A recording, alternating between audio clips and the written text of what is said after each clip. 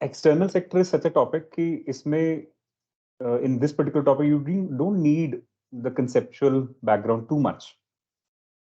So in external sector अगर आप basic सी vocabulary है, जैसे FDI क्या होता है, FPI क्या होता है, इनके ऊपर हम बहुत बार चर्चा करते रहते हैं. इससे पहले जितने भी टॉपिक्स आपने पढ़ा वो बेसिक वोकैबुलरी हमारी वहां से भी स्ट्रांग है. आज भी हम जहां जहां यूज करेंगे थोड़ी बहुत डिस्कस कर लेंगे साथ साथ, ठीक है. लेकिन एक्सटर्नल सेक्टर को कंसेप्चुअल बेस अगर आपने पूरा ही इन डेप्थ पढ़ना है तो वो शाम वाले लेक्चर्स में है, तो वहां पे we will be dealing with that in depth. अभी हमारा आज का फोकस है इसके करंट अफेयर्स देखना. और इसके करंट अफेयर्स जो हैं they are best available through economic survey. That is the one source जिसमें एक्सटर्नल सेक्टर का पूरा एक वर्कआउट हमें अवेलेबल होता है. तो and that is something that we are using today. Okay, तो आप सबके पास इकोनॉमिक सर्वे की कॉपी है? Hello hello, yes sir. है ना? तो इकोनॉमिक सर्वे की कॉपी अपने पास खोल के रखिए, ठीक है, फॉर दिस पर्टिकुलर मैटर. मैंने मेरे ख्याल से ग्रुप के अंदर भी आपके साथ शेयर कर रखी है इससे पहले. और वहीं से this particular chapter external sector, this is on page number 312. You can find this chapter on external sector. Okay, so let me show you. क्योंकि इसमें पूछने वाली बातें जो होती हैं, जिस तरह के क्वेश्चंस आते हैं ना एक्सटर्नल सेक्टर में, वो इसी एंगल से आते हैं. मैं towards the end of the lecture, हमारे पास आज सफिशिएंट टाइम होगा तो we will be discussing the question also, otherwise I will provide the same in the evening lecture. So this is chapter 11, external sector. External sector basically deals with anything जो foreign currency के अंदर हो रहा है. ऐसे इसको simple तरीका है इसको याद रखने का, इसके साथ वर्कआउट करने का, ये, ठीक है, बिना टेंशन लिए कि जो भी फॉरेन करेंसी के अंदर होगा, चाहे वो इंपोर्ट एक्सपोर्ट हो रहा है, चाहे हमारी करेंसी ऊपर नीचे जा रही है, चाहे हम इंटरनेशनल इंस्टीट्यूशन से डील कर रहे हैं, so anything happening in terms of foreign currency is something that deals in or is directly or indirectly connected to the external sector. Okay, so that's the definition of external. ठीक है. अच्छा, अब इसके अंदर जो कोर कंसर्न्स हैं वो देखते हैं करंट अफेयर के अंदर क्या है. देखिए, so India's external sector has has been buffeted by the shocks and uncertainty manifested in terms of elevated, though now easing, global commodity prices. Basically world level पे इन्फ्लेशन ज्यादा था, उस वजह से हमारे एक्सटर्नल सेक्टर में भी काफी सारे शॉक्स लगे हैं. Now tightening of international financial conditions basically क्यों होती हैं? जितने भी सेंट्रल बैंक्स हैं उन्होंने अपने अपने रेट्स बढ़ाए हैं, जैसे फेडरल रिजर्व एंड एवरीथिंग. तो उसकी वजह से देयर बिकम्स अ ट्रबल कि जो जितनी भी डॉलर्स या ऐसी करेंसीज हैं, यूरो है, ये स्ट्रांग हो जाती और रुपी जैसी करेंसी वीक हो जाती. Then heightening financial market volatility. Financial market क्यों वॉलेटाइल है? क्योंकि जो जब डॉलर करेंसी स्ट्रांग होता है बैक होम, या फेडरल रिजर्व जब रेट्स बढ़ा देता है, उस टाइम पे लोग ये कोशिश करते हैं कि हम अपनी ही कंट्री में सेविंग्स कर लें, बजाय इसके कि दुनिया भर में इन्वेस्टमेंट करके रिस्क उठाएं. That's a low risk kind of an investment if you think about it. तो that's why they are moving out with their investments from specially the markets. Financial market, जो शेयर्स में यहाँ पे किसी ने पैसा इन्वेस्ट कर रखा है वो निकाल के बाहर लेके जाएंगे.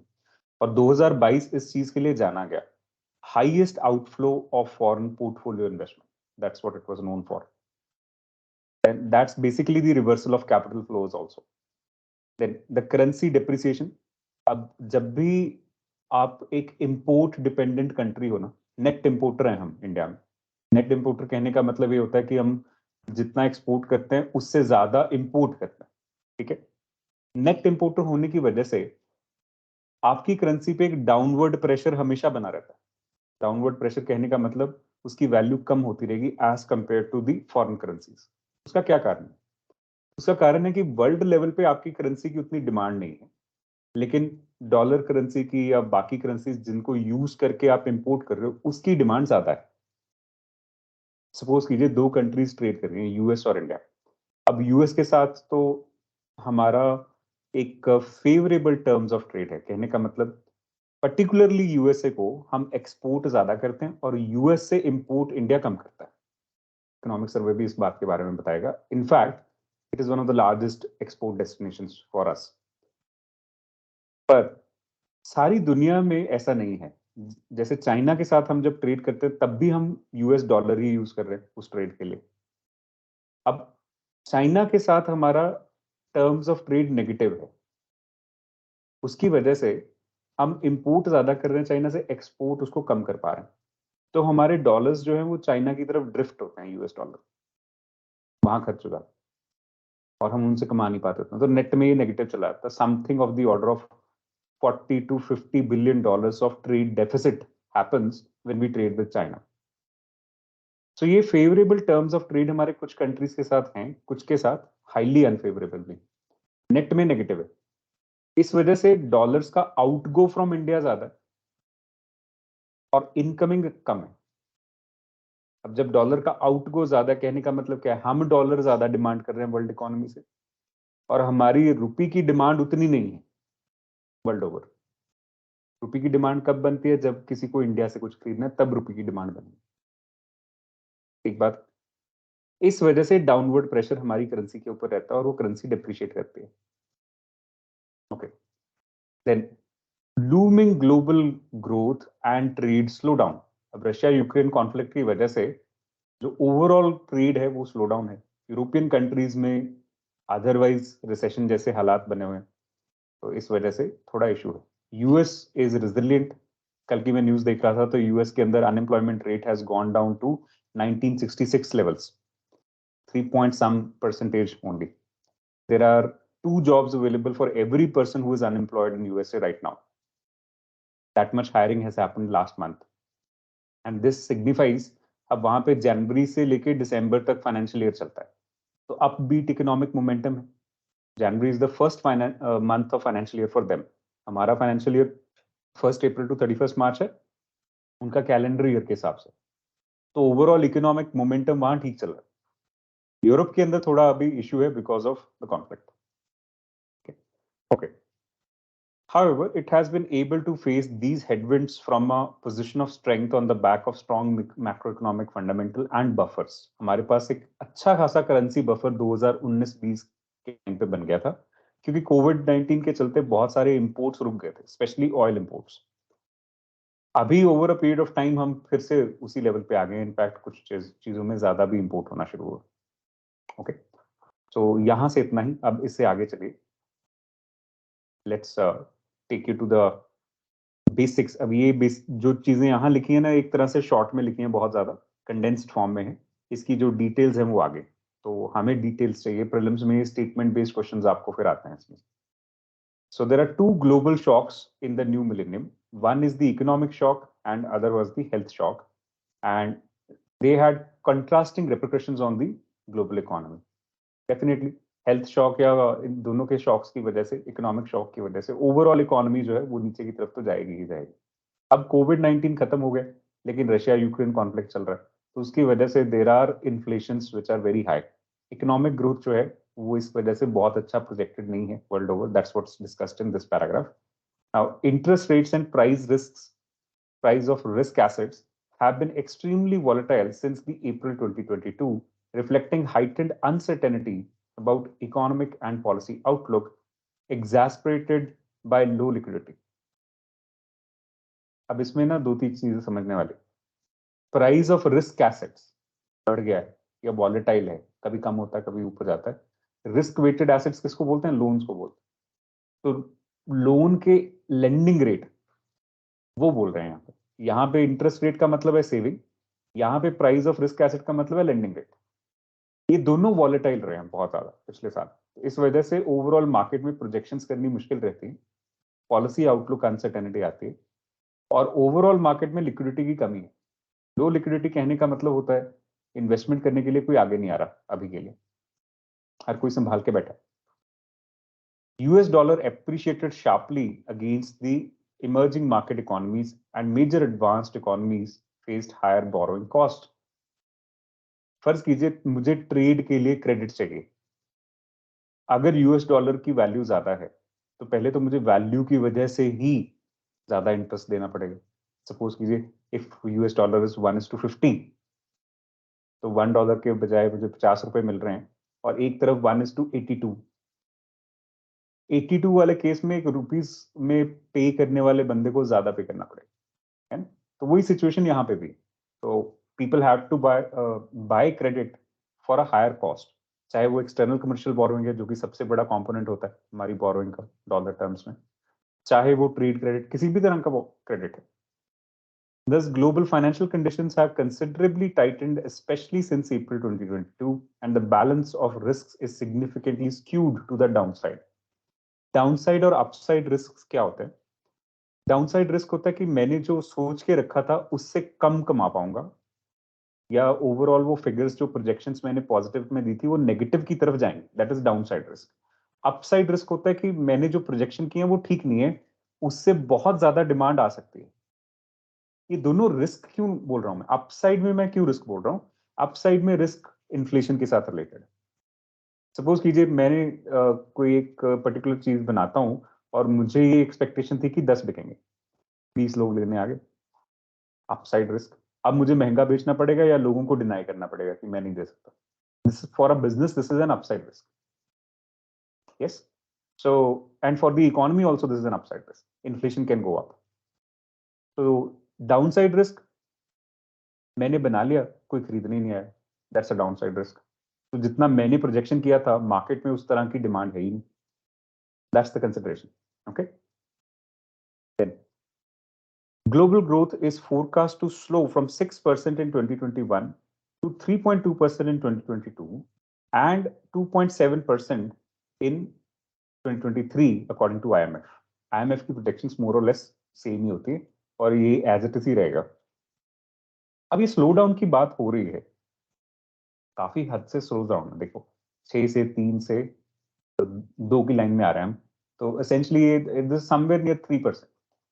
But if you look at this, we are going back to the era when it was 2000 to 2010. उस टाइम पे ग्लोबल ग्रोथ सिनेरियो ऐसा ही था। Average growth rate for the decade was about 3%।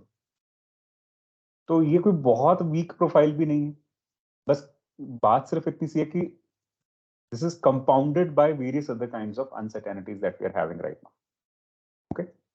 तो ये एक आईएमएफ की प्रोजेक्शन 2.7% अप्रोक्सीमेटली 3%, ये याद रखनी है, okay. Then, against this fast evolving global backdrop, this chapter chronicles the developments in the external sector of Indian economy, focusing on export, import, international investment. So basically, external sector में ये सब होता है: export, import, international investment, foreign exchange reserves, movement of currency against US dollar, external debt, and the BOP situation. These are all the essential topics in the entire external sector chapter. ठीक है कि हमारे export का क्या हाल चाल है, हमारे imports कैसे हैं, कौन सी चीजें हम ज्यादा करते हैं कम करते हैं, इन्वेस्टमेंट का सिनेरियो कैसा है, फॉरेन एक्सचेंज रिजर्व्स कहाँ खड़े, मूवमेंट करेंसी की कैसे है against US dollar, external debt कैसा है, बीओपी सिचुएशन कैसी। अब मैं एक इसमें कंसेप्चुअल ब्रेक ले रहा हूं ताकि जिन बच्चों को मूवमेंट ऑफ करेंसी और इन सब चीजों के बारे में थोड़ा मुश्किल लगती है उनके साथ एक दो कंसेप्चुअल टॉक लेंगे, फिर आगे बढ़ेंगे, because you will be able to understand these topics very easily then, ठीक है। तो सबसे पहले तो करेंसी के ऊपर बात सिर्फ इतनी सी है कि करेंसी की वैल्यू बनती है उसकी डिमांड से। अब रुपी करेंसी की डिमांड कब बढ़ेगी? जब हमारी कंट्री से कोई कुछ खरीदेगा, चाहे तो करेंसी ही खरीद ले और चाहे वो बंदा हमारे से कुछ गुड्स एंड सर्विसेज खरीदे। In both of the cases rupee currency की डिमांड बढ़ेगी। डॉलर करेंसी की डिमांड वर्ल्ड ओवर वैसे ही ज्यादा है। 1945 में जब ये ब्रेटन वुड्स कॉन्फ्रेंस के थ्रू वर्ल्ड बैंक और आईएमएफ बनाए गए तो सारे लोन्स डॉलर के थ्रू जाते थे, हमें मालूम है। अभी इन्हीं इंस्टीट्यूशंस के इतनी देर से डॉलर की डिमांड बन रखी है। वर्ल्ड ओवर ट्रेड में सबसे ज्यादा यूज होने वाली करेंसी डॉलर है। सो whenever US dollar increases in value और becomes stronger, उसका सबसे बड़ा शॉक इंडिया जैसी इमर्जिंग मार्केट इकोनॉमीज को पड़ता है जिनकी करेंसी की उतनी डिमांड नहीं या ट्रेड में इंटरनेशनल में कहीं पे भी वो बहुत ज्यादा यूज नहीं होती। ये एक कंसर्न क्राइटेरिया रहता है, इसी वजह से हमारी करेंसी फ्लक्चुएशन में रहती है, ठीक है। यूएस डॉलर स्ट्रांग होने के कई सारे कारण हैं। एक तो हमने देख लिया कि इंटरनेशनल ट्रेड में बोरोइंग में यूएस डॉलर यूज होता है। दूसरा, एक इसके साथ एस्पेक्ट जुड़ा हुआ है टेपर टैंट्रम, मैंने आपके साथ व्हाट्सएप ग्रुप में भी शेयर किया था। Taper tantrum is essentially a sentiment of the people who are investing in dollars. जो फेडरल रिजर्व है, जो कि यूएस में डॉलर इशू करता है, वो टाइम टू टाइम ये कह देता है कि मैं अब एक्स्ट्रा डॉलर सप्लाई मार्केट में नहीं करूंगा। वन, तो जब भी किसी करेंसी की सप्लाई कम की जाए तो उसकी वैल्यू बढ़ेगी, price directly proportional to demand over supply. दूसरा, वो ये कह देता है कि मैं जो इंटरेस्ट रेट्स हैं डॉलर के ऊपर वो बढ़ा रहा हूं। ऐसे में क्या होगा, जब भी किसी करेंसी के ऊपर मैं इंटरेस्ट रेट बढ़ाऊंगा, सेविंग इंटरेस्ट रेट, तो उस करेंसी की फिर से डिमांड ही बढ़ रही है by the banks, by the financial institutions. इस केस में भी डॉलर की वैल्यू बढ़ जाती है। ठीक है। तीसरी सिचुएशन होता है जब अमेरिकन गवर्नमेंट ये कह दे कि हम इससे ज्यादा फिस्कल डेफिसिट क्रिएट नहीं करेंगे, हमने सफिशिएंट फिस्कल डेफिसिट क्रिएट कर लिया और नहीं लेंगे बोरोइंग। उस केस में भी ओवरऑल डॉलर की सप्लाई जो है वो कम हो जाती है। ये फिस्कल डेफिसिट फर्निश करने के लिए इंटरेस्ट भी आएगा, वो फेडरल रिजर्व से भी प्रिंट करने को कह सकते हैं, लाइक दिस। इन तीन सिचुएशंस जो कि गवर्नमेंट ऑफ अमेरिका या यूएस फेडरल रिजर्व के साथ कनेक्टेड है, उसकी वजह से डॉलर बढ़ जाता है। वर्ल्ड ओवर ट्रेड में डॉलर की वैसी डिमांड स्ट्रांग है, और ज्यादातर जो कंट्रीज ने बोरो कर रखे हैं लोन लंबे टाइम से, वर्ल्ड बैंक से, आईएमएफ से, या आज भी जब करती हैं, उनमें भी डॉलर का क्रेडिट रेशियो ज्यादा है। इस चक्कर में इन पांच फैक्टर्स की वजह से डॉलर बिकम्स स्ट्रेंथेंड। तो वर्ल्ड ओवर फाइनेंशियल स्ट्रेस हो सकता है, लेकिन dollar can become even more strengthened during any kind of financial stress. That's how that particular currency has been engineered from the very beginning in 1940s। ठीक है। हमारी currencies ने ऐसी कोई इंजीनियरिंग नहीं की। हमारे यहाँ बड़े अच्छे अच्छे अर्थशास्त्री थे, कौटिल्य जैसे, उनका टाइम चला गया। उनके टाइम पे इंडिया वर्ल्ड की लार्जेस्ट इकोनॉमी होती थी, आज नहीं है। ठीक है। तो अब हमारे जो सिस्टम है, we just try to manage the situation. Why? Biggest problem for India is population. Then the biggest problem, second level, is this population can not produce for itself. Most of the things that we are consuming, we need to import many things: food, oil, petroleum products, many things we are importing. Because of that import, there is a burden on the finances, foreign exchange, essentially, because we are not able to produce many things what we export. So this is the concern, because of which the currency in India is always in the tantrums or in the volatile situation, and there is a downward pressure on our currency. Yeah. चलिए वापस चलते हैं economic survey पे। I hope that was clarifying. Okay, मैं लिखने के लिए बोलूंगा ना तो फिर that will slow you down. Understanding पे ध्यान दो। अभी लिखने वाला काम हम शाम के लेक्चर्स में डिटेल में जब करते हैं तब कर ही लेंगे। Okay. So trade helping India reap benefits of the globalized world. So let's see what is the scenario of trade. That's what we have to look at. So over time, trade openness of the countries across the globe has been increasing as measured by a trade as proportion of GDP. अब ये वाली जो statement है ना, इसको UPSC कैसे लिखता है? बोले in the last decade trade openness of the country या trade liberalisation has increased continuously, steadily, etcetera etcetera, ऐसा कुछ बोलने की कोशिश करेगा। आप उस टाइम पे कॉन्फ्लिक्ट करोगे उसको कॉन्फ्लिक्ट नहीं करना। ये वाली स्टेटमेंट हम इस वजह से उठाते हैं। ठीक है। So trade as a proportion of GDP हर कंट्री का बढ़ा है। For the world as a whole, share of trade as a percentage of GDP has been in the range of 50 to 60% in 2003, 52% in 2020, according to World Bank database. तो उस range में ही चल रहा है। For India as well, the share of trade as percentage of GDP has been, अब देखो, steadily increasing. यहाँ पे word used है steadily, और यूपीएससी ये वर्ड अब प्रीलिम्स में यूज करेगा। ये स्टेटमेंट सबसे इंपॉर्टेंट है। ठीक है। For India as well, the share of trade as a percentage of GDP has been increasing, being above 40% since 2005, and the ratio stands at 46% in 2001, 50% in first half of H1, means first half of 2022.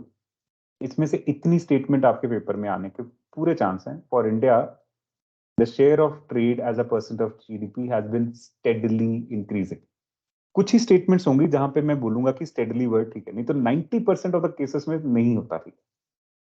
GDP growth rate में बोलेंगे नहीं है ठीक steadily, यहाँ पे है steadily, तो ध्यान देना। I hope you have made a note of this. Yes, sir. ठीक है, ओके, आगे देखो। Post Covid 19 included disruptions, global trade prospects have improved. अभी मतलब आगे जाके समय ठीक लग रहा है ट्रेड को लेके। This is because of the pent up demand. अब बहुत सारी चीजों ने जो चीजें मंगानी थी वो नहीं मंगाई, बहुत सारी कंट्रीज में लोगों ने अब मंगानी शुरू कर दी है ना। तो that's the situation. More over बहुत जगह पे रिकवरी भी है ग्लोबल मर्चेंडाइज के अंदर, सप्लाई चेन सब दोबारा से ठीक होनी शुरू हो गई है, तो वो यहाँ पे गिवन है, हमें इसकी टेंशन नहीं लेनी पेपर के लिए। आगे global trade outlook turned grimmer in the second half of 2022 on the back of confluence of the adverse factors including, तो global trade slow down हम कह रहे हैं कि होगा, वो किस वजह से होगा। See, first is recession in major economies, that is developed economies, tapering demand for consumer durables, aggressive monetary policy tightening of by several central banks, disorderly financial conditions, continued supply chain disruptions and elevated freight charges। ये कारण है, और आपको सीधे सीधे statement based question इसके ऊपर बनता है। Which of the following are the reasons for adverse trade outlooks in coming time, या as seen in news the trade outlook seems low, why, या एक्सपोर्ट इंपोर्ट थोड़ा सा स्ट्रेस में है, किन कारणों से है। तो वहां पे ये वाले कारण आपसे स्टेटमेंट बना के पूछे जा सकते हैं। There is a recession in major economy, tapering demand, जो कंपनीज हैं या कंज्यूमर्स हैं वो उतनी डिमांड नहीं कर रहे। Aggressive monetary policy tightening, monetary policy tightening का मतलब क्या है, रेट्स और रेशियोज बढ़ाए जा रहे हैं सेंट्रल बैंक के द्वारा वर्ल्ड ओवर, जैसे हमने यूएस फेडरल रिजर्व देखा, वैसे ही आरबीआई हर जगह ऐसे हो रहा है। उसकी वजह से मनी सप्लाई कम है, लोगों के पास पैसा नहीं है, तो डिमांड कहां से करें, है ना। देन डिसऑर्डरली फाइनेंशियल कंडीशंस कहने का मतलब है कि जो बैंकिंग सेक्टर है या फाइनेंशियल मार्केट्स हैं उसमें अभी भी सिचुएशन बहुत ज्यादा इंप्रूव नहीं, लोन्स की वजह से किसी भी लेवल पे। Continued supply chain disruption, China में अभी पिछले साल ही जाके सब कुछ ठीक होना शुरू हुआ है, नहीं तो अब तक उनकी जीरो कोविड पॉलिसी के चलते सब लोग घरों में ही बंधे हुए थे। Elevated freight charges, anything you are importing there is cost plus insurance plus freight, freight is a major cost, और वो अब बढ़े हुए हैं क्यों, क्योंकि पीछे ट्रेड नहीं था तो शिपिंग कंपनीज ने बढ़ा दिया, अब वो शिपिंग कंपनीज कम कर नहीं रहे। पर कंटेनर चार्जेस क्या होता है ना, एक बार मार्केट क्लियरिंग लेवल होता है, मार्केट क्लियरिंग लेवल इज कि लोग किसी भी पर्टिकुलर चीज के लिए कितने पैसे देने के लिए तैयार हैं। जब हम कोई एक प्रोडक्ट बनाते हैं तो उस टाइम पे ये सोचा जाता है कि इसके कितने पैसे लोग दे सकते हैं, that is market clearing level. अब क्या हुआ कि कोविड के टाइम पे जो कंटेनर्स थे वो इतने अवेलेबल नहीं थे, सारी दुनिया के कंटेनर यूएस में फंस गए जाके, सब ये समझ लो आप 70% कंटेनर यूएस में जाके उन्होंने रुक गए वहीं के वहीं। अब जो कोविड के टाइम पे किसी को कंटेनर की डिमांड थी तो वो मिलता ही नहीं था, बहुत महंगा हो गया। जो कंटेनर 7-8 हज़ार डॉलर में मिलता था वो 18 हज़ार डॉलर में मिलना शुरू हो गया ब्रिज के अंदर। बिकॉज ऑफ दैट अब बढ़ तो गए, लेकिन अब वो 18 हज़ार डॉलर से 16, 15, 16 इसी रेंज में चल रहा है, दोबारा प्री कोविड लेवल पे नहीं आया, हालांकि मूवमेंट सारी नॉर्मल है। क्यों, कंपनीज को आदत पड़ गई उतने प्रॉफिट्स की, शिपिंग कंपनीज ने बहुत पैसे कमाए।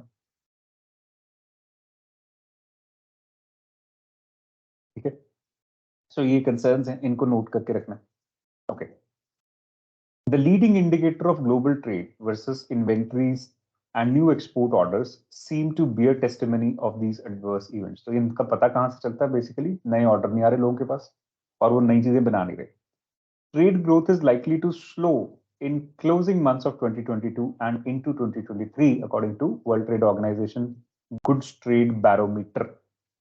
अब ये इतना ही याद रखना बस कि गुड्स ट्रेड बैरोमीटर कौन देता है, डब्ल्यूटीओ देता है। ठीक है, then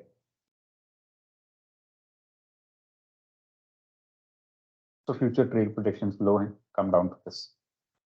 There is a high degree of uncertainty associated with the forecast due to shifting monetary policy in advanced economies and unpredictable nature of Russia-Ukraine conflict। UN Conference on Trade and Development in Global Trade Update of December 2022 has also noted that the ongoing trade slowdown is expected to worsen in 2023.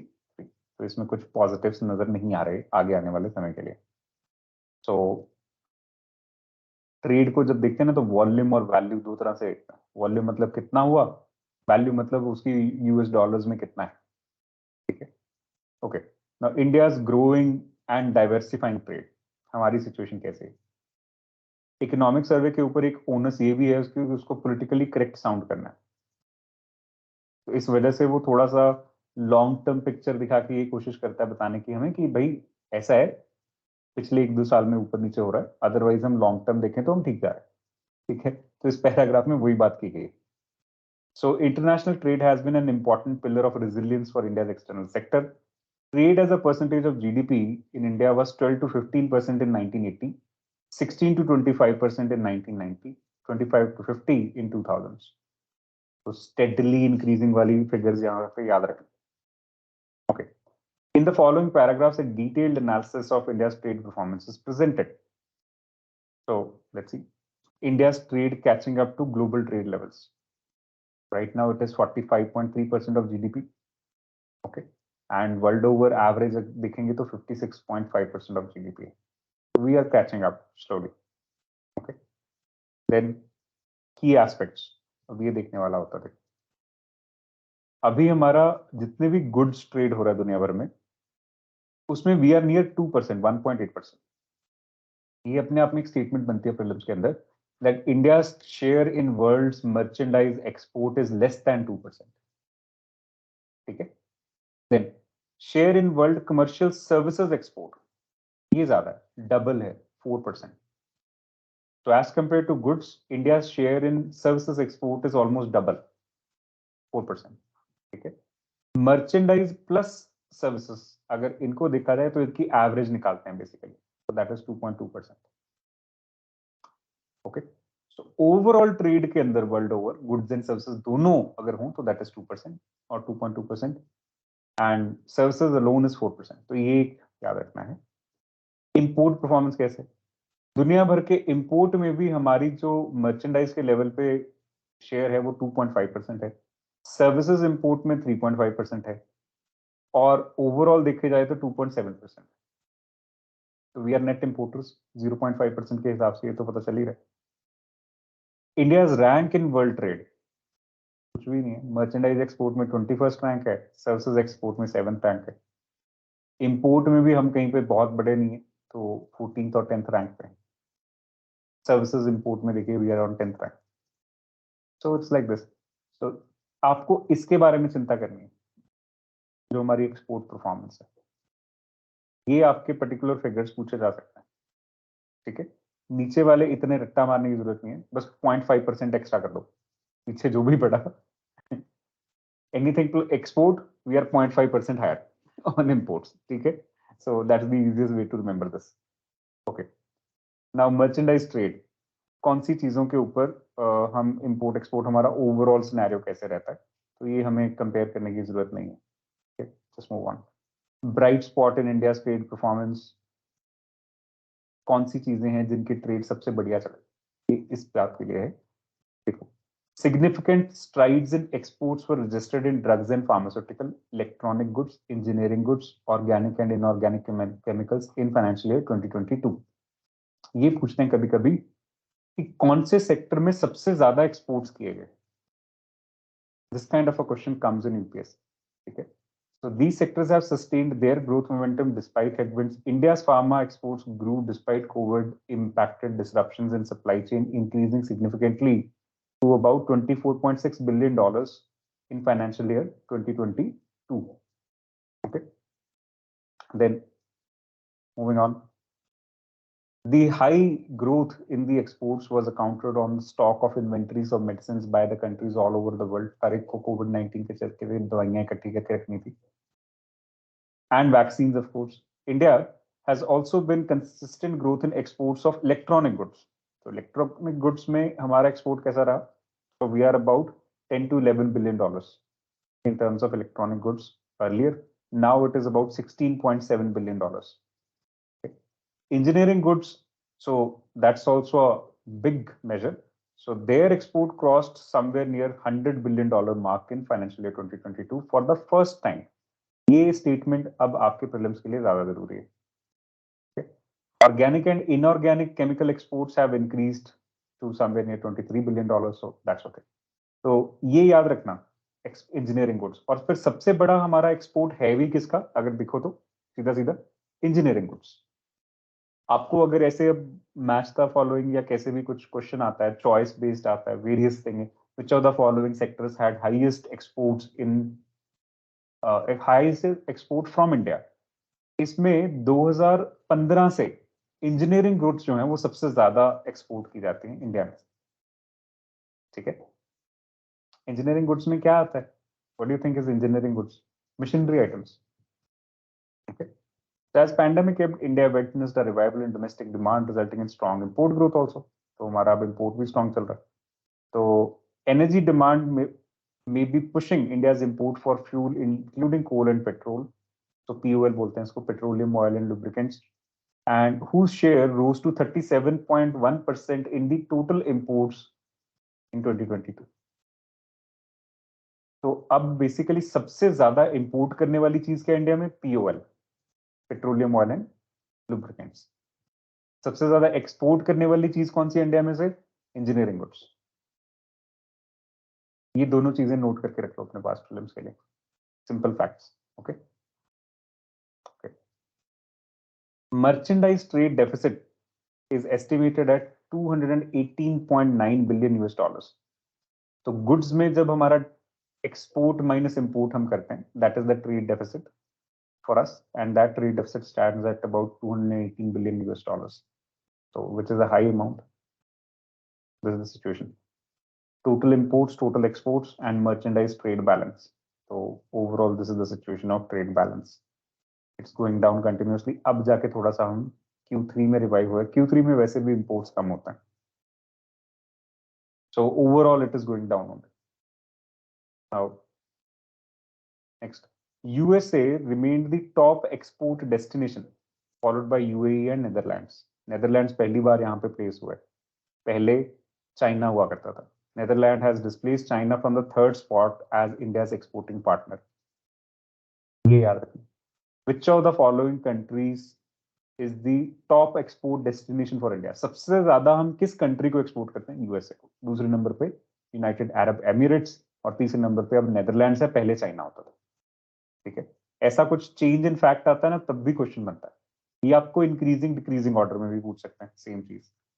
ठीक है. आगे देखिए. इन services, so services import rose by 25.1%. तो ये बढ़ गया है पिछली बार से. और एक्सपोर्ट की अगर एंगल लिखेंगे तो India services export stood at about 245 billion US dollars. लेकिन फिर भी सर्विसेज जो है ना वो हमारे लिए नेट अर्नर है. हम उतनी इंपोर्ट नहीं करते. अब देखो वैल्यू अगर देखोगे तो आप 147 बिलियन डॉलर्स की सर्विसेज हमने इंपोर्ट की, 245 बिलियन डॉलर्स की एक्सपोर्ट की. उस हिसाब से सर्विसेज हमारे लिए नेट अर्निंग में है. ओके. किस तरह की सर्विसेज हैं? Major IT companies from various segments such as retail and consumer businesses, communication and media, healthcare, banking, financial and insurance services drove the growth in software exports, and a significant pickup in engineering R&D related services boosted the growth in business services exports. तो दो तरह की exports हम सबसे ज्यादा कर रहे हैं. ओके. तो टोटल सर्विसेज में देखिए ये सारी सर्विसेज हैं जो इंपोर्ट एक्सपोर्ट के लेवल पे हम देखते हैं. Manufacturing services, maintenance and repair, transport, travel, construction, insurance, pension, financial, etc., etc. इनमें से सबसे बड़ा proportion देखिए किसका है? Other business services and telecommunication, computers and information services. तो अगर exports के angle से देखोगे, the biggest is we are providing telecommunication, computer and information services. This is basically called call centers. आसान भाषा में. तो इंडिया में दुनिया भर की कंपनी से call centre, business process outsourcing बोलते हैं. तो उसके थ्रू हमारा सबसे बड़ा एक एक्सपोर्ट होता है. फिर अदर बिजनेस सर्विसेज में हमारा सबसे बड़ा एक्सपोर्ट है in case of category of services. ठीक है. फिर इंपोर्ट के लेवल पे देखोगे तो सबसे ज्यादा हम इंपोर्ट क्या कर रहे हैं, अदर बिजनेस सर्विसेज ही हम इंपोर्ट कर रहे हैं टेक्नोलॉजी के बेसिस पे, और एक ट्रांसपोर्टेशन सर्विसेज हैं जो इंडिया इंपोर्ट कर रहा है, इसीलिए फ्रेट चार्जेस हमारे लिए एक कंसर्न है, क्योंकि हमारा इतना ज्यादा इंपोर्ट होता है तो ट्रांसपोर्ट भी हमारे लिए मेजर इशू है। ठीक है, ओके। नेट सर्विसेज का ओवरऑल देखेंगे तो पॉजिटिव है फिलहाल के लिए, हमारे लिए अर्निंग है। Okay, so while the merchandise exports are witnessing some slowdown in second half of financial year 2022, India's services export has been robust. उसको लेके हमारा सिस्टम ठीक चल रहा है, गुड्स में एक्सपोर्ट अभी उतना अच्छा नहीं चल रहा, कभी भी नहीं चल रहा होता, हमेशा ऐसे ही रहे। Okay, next is foreign trade policy. So India's foreign trade policy has conventionally been formulated with 5 years focus time. The focus of FTP has been to provide a framework for rules and procedures for import exports and a set of incentives for promoting exports. आमतौर पे हर बार trade policy में यही बात होती है। अभी वाली जो ट्रेड पॉलिसी 2015 से 20 वाली थी वो खत्म हो गई, लेकिन उसी को एक्सटेंड किया गया, तो उन्होंने 2020 से 22 वाले पीरियड में भी उसी को एक्सटेंड कर दिया, नई ट्रेड पॉलिसी नहीं बनाएगी। तो 2023 तक यही चल रही है, मार्च 2023 तक। आगे जाके अब इस बार फॉरेन ट्रेड पॉलिसी हम सोच रहे हैं कि नहीं आएगी, लेट्स सी, जब आएगी तो पता चलेगा, अभी तक नहीं आई, गवर्नमेंट ने अनाउंस नहीं किया। आमतौर पे गवर्नमेंट वेट करता है कि बजट हो गया, अब उसके बाद उसकी चर्चा होकर शांत हो ले, जिनको गालियां निकालनी गाली निकाल ले, जिसको तारीफ करनी है तारीफ कर, उसके बाद फिर ऐसी कोई पॉलिसी आती होती। So moving on, so presently what foreign trade policy are we using? The same 2020 2015 to 2020, so that has been extended. Global slow down है, सिचुएशन अच्छी नहीं है, क्या फायदा नहीं ट्रेड पॉलिसी लगा। पॉलिसी आने से भी फायदा तभी होता है जब मार्केट सेंटिमेंट ओवरऑल ठीक हो। मार्केट सेंटिमेंट को पॉलिसी जो है वो एक तरह से अपबीट यूटिलाइज कर सकती है, तब तक थोड़े बहुत उनको रिलैक्सेशन दे दो, जैसे अभी बजट में किया है कि कुछ चीजों की इंपोर्ट ड्यूटी कम कर दी, कस्टम्स में रिलीफ दे दिया, वो ठीक रहता है, बजाय इसके कि तुम ओवरऑल एक पॉलिसी अनाउंस करो। ये क्लियर हुआ? आगे चले। Okay, now as far as trade agreements are concerned, so in the year 2022 India signed free trade agreement with UAE and with Australia. Free trade agreements का कंसर्न क्या है? Goods and services के ऊपर हम import duties नहीं लगाते अगर किसी कंट्री के साथ हमारा फ्री ट्रेड एग्रीमेंट हो तो। ठीक है, this aim to provide a greater market access with a reduction in tariffs and non-tariff barriers on goods and services and make exports competitive. Then the Export Preparedness Index has also been introduced to evaluate the state's potential and capacities. ये नीति आयोग ने index launch किया, ठीक है। It will guide all stakeholders towards strengthening the export ecosystem at both national and subnational system. One district, one product, for example, ZDD, ये सारी schemes export preparedness index की तरफ बढ़ाते हैं। ठीक है, तो एक तो ये एफटीए याद रखना, यूएई और ऑस्ट्रेलिया, और एक export preparedness index. Okay, see, this is the detail of export product preparedness index. See, Niti Aayog in partnership with Institute of Competitiveness has prepared the export preparedness index to identify the challenges and opportunities, enhance effectiveness of government policies, encourage facilitative regulatory framework. Okay, तो objectives हमें mains के लिए चाहिए होते, prelims में क्या चाहिए? Structure of EPI includes 4 pillars: policy, business ecosystem, export ecosystem, and export performance. इन 4 चीजों के ऊपर ये बेस्ड है, बस इतनी टेंशन लेनी है। 11 सब पिलर्स की ज्यादा टेंशन लेके फायदा नहीं है, एक बार पढ़ के छोड़ना है। एक्सपोर्ट प्रमोशन पॉलिसी स्टेट की कुछ अलग से है या नहीं, इंस्टीट्यूशनल फ्रेमवर्क क्या है, क्या स्टेट में अपेडा इस तरह की अलग अलग इंस्टीट्यूशन ठीक से एग्जिस्ट करते हैं, business environment, infrastructure, transport connectivity, access to finance, export infrastructure जैसे SEZ, trade support, R&D infrastructure, export diversification and growth orientation. ये सारी चीजें जो है वो कोशिश की जा रही है नीति आयोग के द्वारा, एक एक्सपोर्ट प्रिपेयर्डनेस इंडेक्स बना के हर स्टेट को कॉम्पिटिटिव मोड में लाया जाए एक्सपोर्ट्स को लेकर। ठीक है, then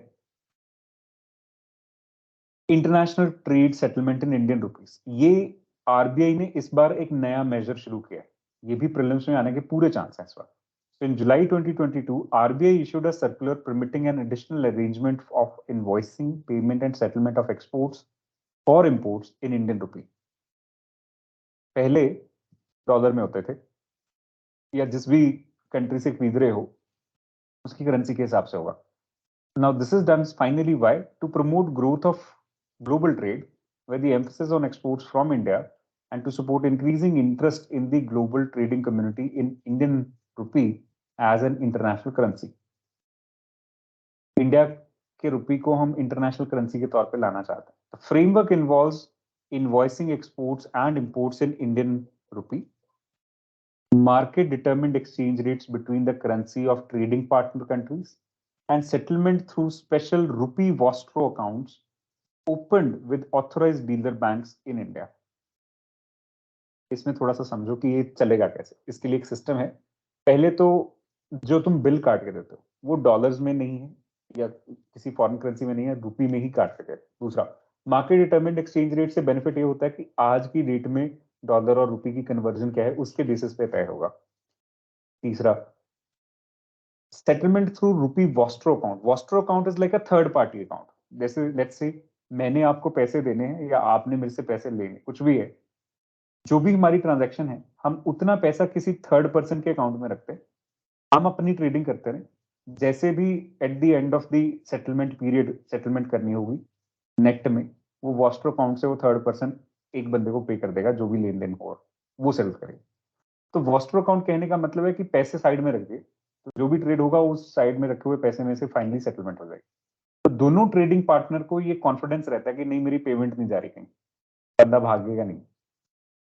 what the basic idea. जैसे कहते हैं ना शर्त लगा ले, और शर्त के पैसे साइड में किसी बंदे को पकड़ा दिए, तो वैसे ही ट्रेड में किसी साइड को पकड़ा दिया, अभी वो वॉस्ट्रो अकाउंट के अंदर रहेंगे. तो यहाँ पे भी rupee vostro account dealer banks, basically ICICI SBI कोई भी डीलर बैंक होगा, तो उसके पास वॉस्ट्रो अकाउंट खुलवा के जो भी दो फर्म्स आपस में ट्रेड कर रही हैं तो उसमें पैसा रखेंगे, उसके बेसिस पे उनकी ट्रांजैक्शन होती रहेगी. ये देखिए वॉस्ट्रो अकाउंट की डेफिनेशन है, an account that a domestic bank holds for a foreign bank in the domestic bank's currency, that is rupee. Okay. Such account enable the domestic bank to provide international banking services to their clients who have global banking needs. ठीक है. तो मैंने let's say जिसके साथ trade करना है उसका US में किसी बैंक के अंदर अकाउंट है और मेरा इधर किसी बैंक के अंदर अकाउंट है, तो मैंने उतने पैसे अपने बैंक में वॉस्ट्रो अकाउंट खुला के रख दिए कि भाई ये मेरे ट्रेडिंग नीड्स के लिए है, तो मैं इसी के थ्रू ऑपरेट करूंगा. तुम उस बैंक से टाई अप कर लो जिसके साथ मेरा उधर भी बैंक है या जिस बंदे के साथ मैंने फाइनली ट्रेड करना. तो this is the Vostro account. Third party account को वॉस्ट्रो अकाउंट बोलते हैं. ठीक है,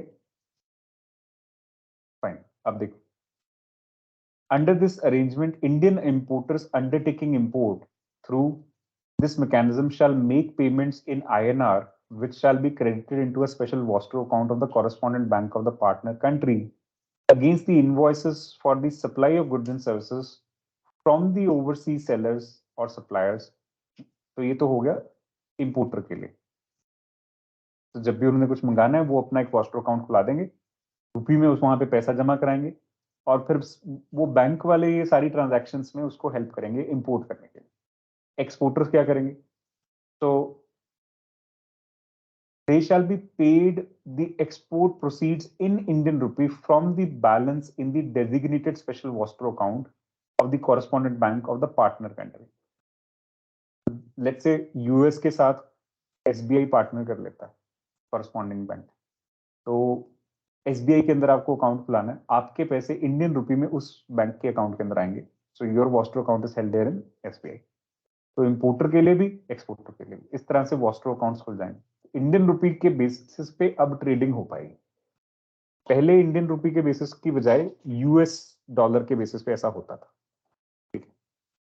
Now the above mentioned framework for international settlement in INR acquires significance against the backdrop of US Federal Reserve aggressively hiking policy rates and its hawkish stand. Hawkish stand means rates or repos बढ़ाए जाए. The consequent rallying of US dollar to a multi-decade high level and concomitant weakening of currencies of various emerging market economies, including INR. So that's the trouble. इस वजह से ये शुरू किया. US federal reserve अपनी currency की value बढ़ाई जा रहा है. Okay. Further, the US use of INR across border trade is expected to mitigate currency risks of Indian businesses. कई बार, let's say, जिस दिन मैंने कुछ एक्सपोर्ट करना है या इंपोर्ट करना है, उस दिन डॉलर के अंदर वैल्यू रुपए की अलग है, और जिस दिन फाइनली मैं ट्रेड सेटलमेंट कर रहा था या जो भी मुझे पे ऑफ करना है उस दिन अलग है। तो करेंसी रिस्क आते रहते हैं आमतौर पे। करेंसी रिस्क जैसे लेट्स से किसी, we have an exporting firm in India, and in that exporting firm मेरा अगले साल का एक कॉन्ट्रैक्ट बुक है, मैंने उनको सामान बना के शिप करना है, ठीक है। अब मेरा जितना भी कॉन्ट्रैक्ट डॉलर्स में हो गया, fine, over a period of time मेरी करेंसी की वैल्यू अप हो जाए या डाउन हो जाए तो वो करेंसी रिस्क रहता है on the final settlement date. आने तो मुझे इतने डॉलर हैं, अगर रुपए की वैल्यू गिर गई तो बात नहीं बनेगी, या मुझे उतने रुपीज आने हैं तो अगर गिर गई तो उनको ज्यादा पे करने पड़ेंगे। Both ways it creates trouble. अगर आईएनआर में सेटलमेंट होनी है तो मेरी तरफ से जो आईएनआर में ही इनवॉइस जाएगी, बिल ही वो जाएगा, तो कोई फ्लक्चुएशन के चांस ही नहीं है, क्योंकि payment settlement is finally to be done in rupee for my behalf. For me it becomes easy. So protection from currency volatility not only reduces the cost of doing business, but also enables the better businesses growth, improving chances for Indian business to grow globally. This becomes easy for Indian businesses. Okay. It could assist Indian exporters in getting advance payments in Indian rupee from overseas clients, and in longer term promote INR as an international currency once the rupee settlement mechanism gains traction. अभी तो ये शुरुआत ही है, लेकिन धीरे धीरे जैसे Indian rupee में वो लोग पे कर पाएंगे हमें आराम से तो चलेगा, जैसे हम डॉलर्स में आराम से पे कर पाते हैं, तो same thing will happen world over for Indian rupee also. In terms of foreign exchange market turnover, as per the BIS Terminal Central Bank Survey 2022, BIS is Bank of International Settlements, Basel norms wala. The US dollar is the dominant vehicle currency, accounting for 88% of the global forex turnover. Indian rupee accounted for only 1.6%. तो foreign exchange लेन then के मामले में 88% लेन then दुनिया भर में US dollar पे है, Indian rupee में सिर्फ 1.6% हो रहा है। Over a period of time अब हम इसको बढ़ाना शुरू करेंगे, तभी तो over a period of time ये इंटरनेशनलाइज होगा, 4-5% तक बढ़ गया। Okay, then so this is the most important topic for this year's prelims, ध्यान रखना है इसका। The commendable performance of India's exports, standing at 422 billion US dollars in financial year 22, exceeding the target of 400 billion dollars, has been the culmination of efforts from all quarters across stakeholders.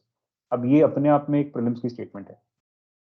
India has surpassed its export target of 400 billion US dollar in financial year 2020. ये अपने आप में prelims की statement है, independent पूछ सकते हैं। अब कौन से इंस्टीट्यूशंस हैं जिनने हेल्प किया ये सब करने की, और कौन सी ऐसी पॉलिसीज हैं जिसके बेसिस पे ये हो पाया, ये अपने आप में क्वेश्चन बनता है। ठीक है, so factor leading to achievement of this target were putting in place of targets by the government. पहले तो टारगेट बनाना अपने आप में मुश्किल है, settling specific target goals like country wise, product wise, export promotion council wise, monitoring of targets, course correction, ये सब over a period of time किया गया। Exports किस वजह से ज्यादा हुए? First is increase in demand for products like petroleum, cotton yarn, textile, chemical, and engineering goods. Moreover, India was able to leverage the gap in supply of certain products in wake of pandemic-related disruptions in the global demand. China में supply chain disruption है, Russia Ukraine conflict है, इन सब का फायदा हम उठा पाए, क्योंकि जब एक सप्लायर अवेलेबल नहीं है तो दूसरे सप्लायर से कोई ना कोई खरीदने की कोशिश करता है, तो that's where India became a supplier. ठीक है, now focus on agricultural exports. So India's agricultural exports achieved the highest ever exports, reaching $37.8 billion in financial year 2022. And इस साल भी काफी अच्छी परफॉर्मेंस अभी तक हमारी चल रही है। In fact, continue to perform in financial year 23 with exports अप्रैल नवंबर तक जो थे वो $26.8 billion तक हो चुके हैं। Okay, so this is the financial year 2023. Now, why this happened? So proactive support of export promotion agencies, including Export Inspection Council, Plantation Boards, APEDA, and export facilitating measures. तो 3 तो एक्सपोर्ट एजेंसीज हैं जो India में majorly काम कर रही हैं। Export inspection council, जो ये बोलेगी किस तरह के एक्सपोर्ट्स हैं, इनकी क्वालिटी कैसी है, एक्सेट्रा एक्सेट्रा, सर्टिफिकेशन प्रोवाइड करेगा। Plantation boards, tea plantation, coffee plantation, then agriculture and processed food products export development authority, जो बेसिकली एग्रीकल्चरल एक्सपोर्ट जोन्स और ये सब चलाती है। इसके अलावा कुछ मेजर्स भी थे, for example online issuance of certificates required for exports, aided growth for agricultural exports. Then regular promotions were organized for agricultural products through participation in trade fairs and special events in association with Indian nations. To initiate agricultural exports from UTs of Jammu and Ladakh, APEDA has linked Kashmir Valley startups, new entrepreneurs, farmer producer organizations, and exporters of the regions with importers. जैसे saffron का बहुत जबरदस्त export होता है, Apple का बहुत जबरदस्त export है, ड्राई फ्रूट्स का एक्सपोर्ट्स है, तो वो उस चीज के लिए इनको लिंक किया गया, पर्टिकुलर मार्केट लिंकेजेस डेवलप की गई है पेडा के द्वारा, इस वजह से एक्सपोर्ट्स बढ़े। Then the regular shipments of high value Kashmir saffron, which has a GI tag also, now you know what is a GI tag already, okay, so are taking place to destinations including Middle East, European Union and North America. अभी ये देखो ना, इसको export करना कितना आसान है। Saffron आप छोटा सा पैकेट खरीद के लाते हो, कितनी वैल्यू होती है? What is the price of 1 kg saffron India में? It's about 3 lakh rupees 1 kg saffron price. और यूएस में कितने का बिकता है? Hello hello, what do you think? तो उससे डबल या ट्रिपल ही होगा उसका प्राइस फॉर श्योर, है ना? सो इट्स लाइक दिस। इसका एग्जैक्ट प्राइस बताऊं तो it is like $30.65 per kg, depending upon quality. It can be bad quality, good quality. So that's around this. So $32 per kg. It's like this.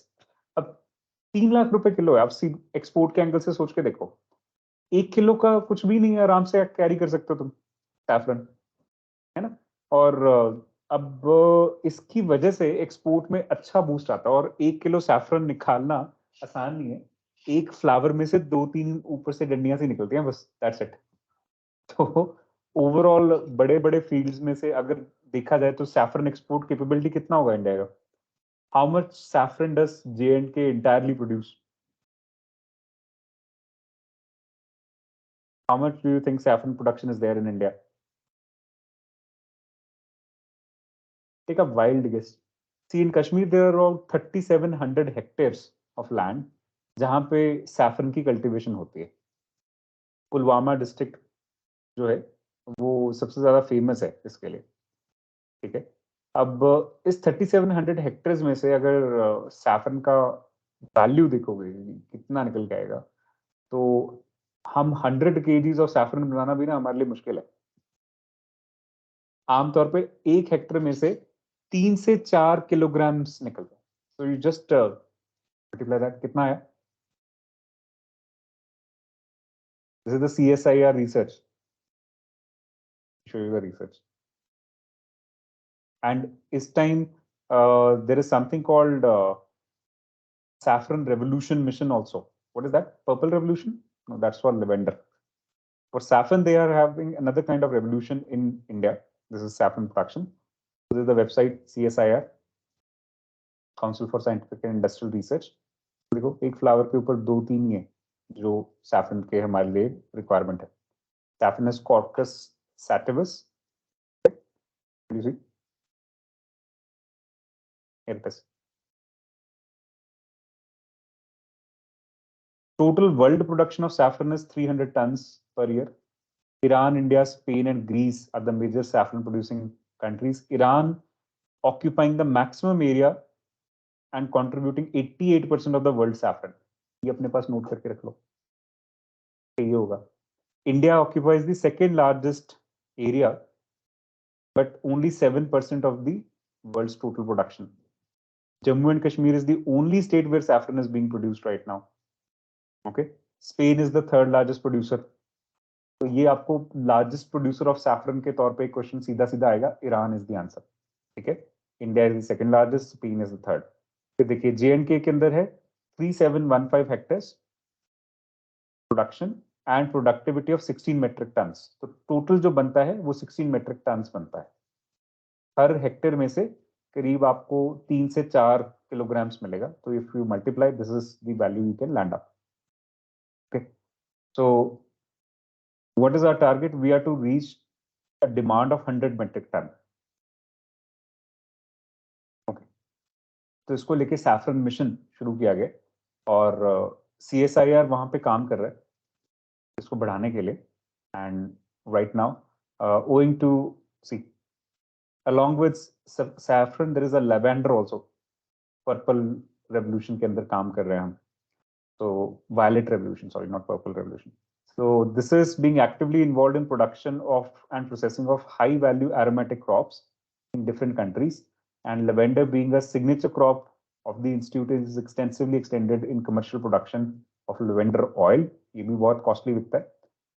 Owing to the higher marketability demand of lavender essential oil in aroma industry, has successfully introduced the crop and installed distillation facilities in high hilly and underutilized areas, Kupwara, Sonamarg, Ganderbal and other areas of Kashmir. ये सब कुछ हो पा रहा है 2019 के बाद. पहले नहीं हो पा रहा था क्योंकि सेंट्रल गवर्नमेंट के अधीन नहीं था. कुछ भी करना स्टेट गवर्नमेंट उसमें रोड़ा अटकाती. So this is something which is happening now. Very important page, this one. I'll share the page with you.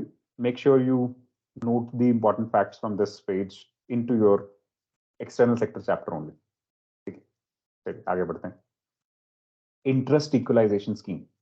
Now, this scheme was formulated to give benefits in the interest rates being charged by the banks to the exporters on their pre and post shipment rupee export credits. Currency की value ऊपर नीचे जाती रहती है. अभी फर्ज कीजिए मैंने प्री शिपमेंट क्रेडिट नोट होता है जब कुछ भी सपोज मुझे कोई चीज भेजनी है ना, तो लॉजिस्टिक सर्विस प्रोवाइडर मेरे को एक क्रेडिट नोट देगा, एक क्रेडिट एप्लीकेशन फॉर्म देगा, उसको मैं भर के भेजूंगा. इट्स लाइक जब तक तुम मेरी शिपमेंट नहीं भेज देते, लेट्स से मुझे कुछ भेजना है, तो मेरा जो भी लॉजिस्टिक सर्विस प्रोवाइडर है उसका क्रेडिट नोट मैं फिल करूंगा. तो मेरी शिपमेंट पहुंच जाएगी उस पर्टिकुलर जगह पे, उसके बाद मैंने उसको पेमेंट करनी है. क्रेडिट नोट पे लिखा होगा कि मेरे को ये क्रेडिट तुम इतनी देर के लिए दे रहे हो, like may be 30 days, may be 15 दिन या जो भी. और अगर मैं अपनी पेमेंट उतनी तारीख तक नहीं करता तो फिर मुझे इतने % इंटरेस्ट आएगा. आमतौर पे इंटरनेशनल एक्सपोर्ट्स में 12% इंटरेस्ट रेट चार्ज होता है. ठीक है, तो that is the credit note. अब क्या है कि मैंने ये कर लिया, मेरी पेमेंट रुपीज में होनी, लेकिन डॉलर की वैल्यू स्ट्रांग हो रही. बाय द टाइम ये एक महीना निकलेगा, हो सकता है कि मुझे ज्यादा देने पड़ जाए. एक महीने में अगर 82 रुपए है, हो सकता है 83 रुपए हो जाए उस दिन, 83 हो जाए या 85 हो जाए. वो जो करेंसी का भी लॉस है वो मेरे सिर पे पड़ेगा. और स्ट्रेंथनिंग मार्केट है एक्सपोर्ट्स में, तो उधर उनका बेनिफिट इंपोर्टर को मिलता है, एक्सपोर्टर को लॉस में जाता है. उसकी वजह से ये स्कीम है interest equalisation. So formulated to give the benefit in interest rates being charged by the banks to the exporters on their pre and post shipment rupee export credits. ये बेसिक सी बात है इसके अंदर. And fourth, a reduced revised rate of 3% subvention to MSME manufacturing exporters and 2% applies to merchant and other manufacturing exporters. तो interest subvention की जाती है कि आपको कम ब्याज पे ये एक्सपोर्ट क्रेडिट मिल जाएगा कुल मिला के. ठीक है, देन इसमें आपने ज्यादा टेंशन लेने वाली बात नहीं है. ज्यादा से ज्यादा पूछेंगे तो जो इंटरेस्ट सबवेंशन के रेट्स हैं वो पूछ सकते हैं. तो उनको कम किया गया. पहले 2021 में ज्यादा बेनिफिट देते थे, अब कंपैरेटिवली बेनिफिट कम. पहले 5% होता था, अभी 3% किया एमएसएमई के लिए, 2% आम एक्सपोर्टर के लिए. Remission of duties and taxes on exported product scheme, इसको बोलते हैं rod tape scheme. So this scheme seeks remission, that means वापस कर दो पैसे, of central, state and local duties, taxes, levies and at different stages at central, state and local level which are incurred in the process of manufacturing and distribution of exported products, but are currently not being refunded under any other duty remission scheme.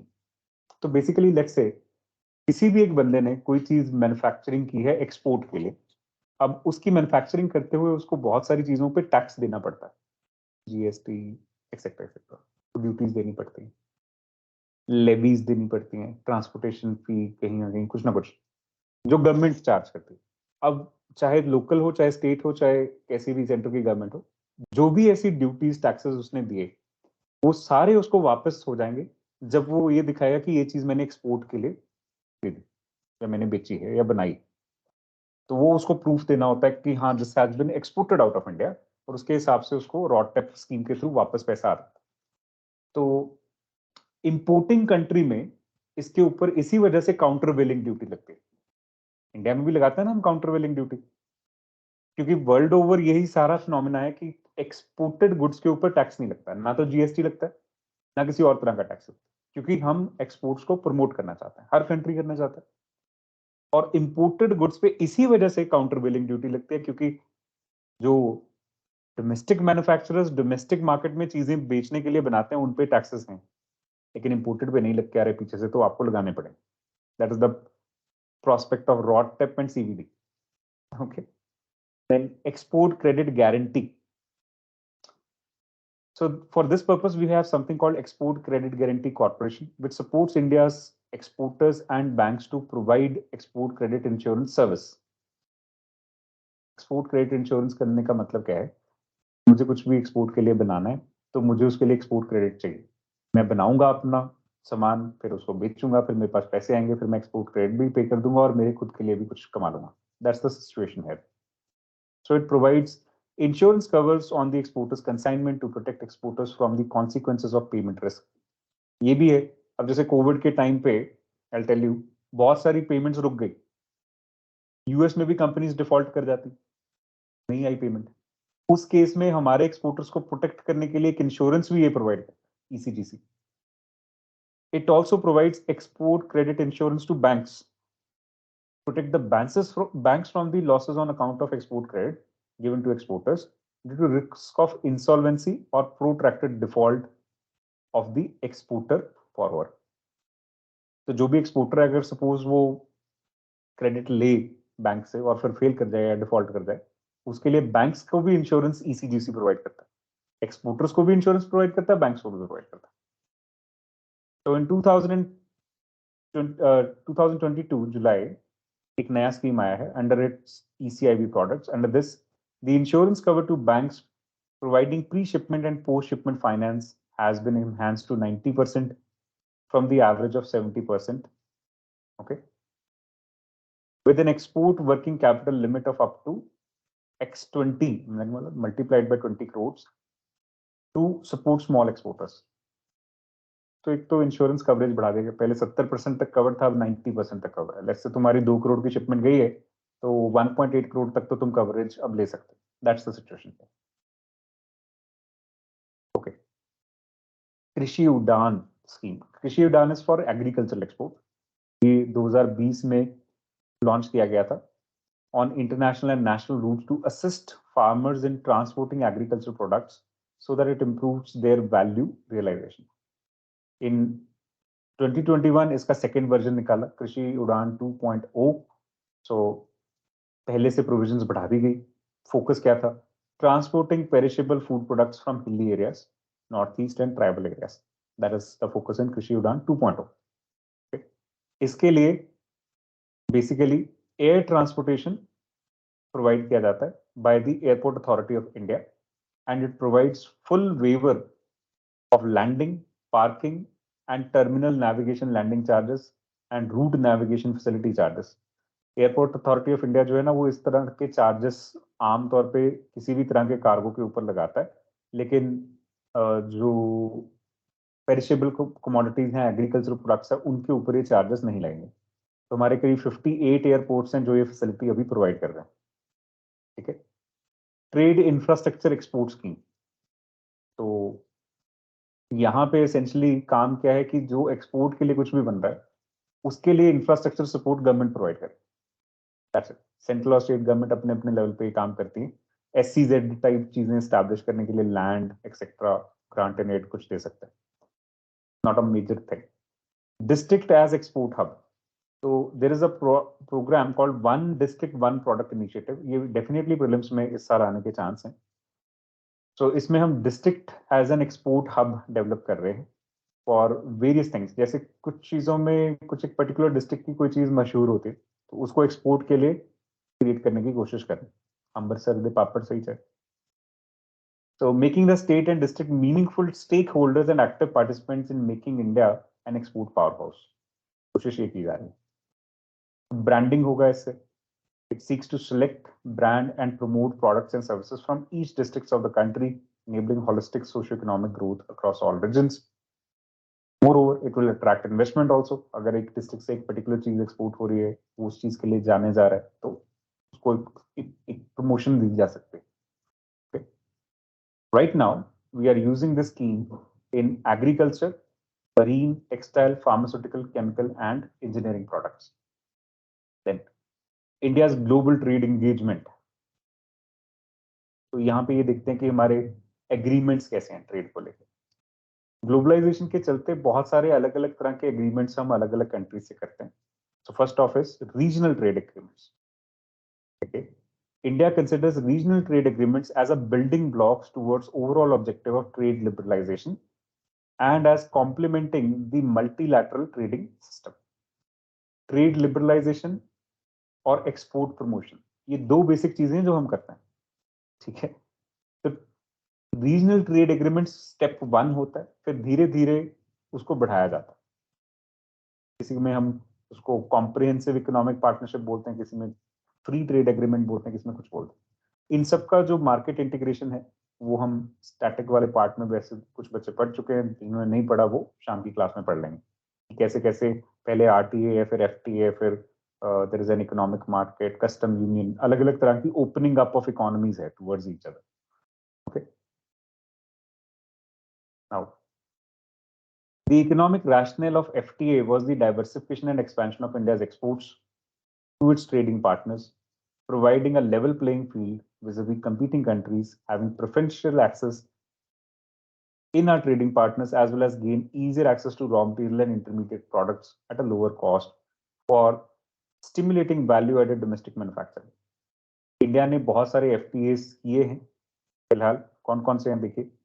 In case of the India ASEAN, India Korea, India Japan agreements, this was also a part of geopolitical strategy that dovetailed well into India's look-east policy. तो FTAs हमारे look-east policy के साथ भी aligned हैं कुछ, Japan, ASEAN और Korea के साथ।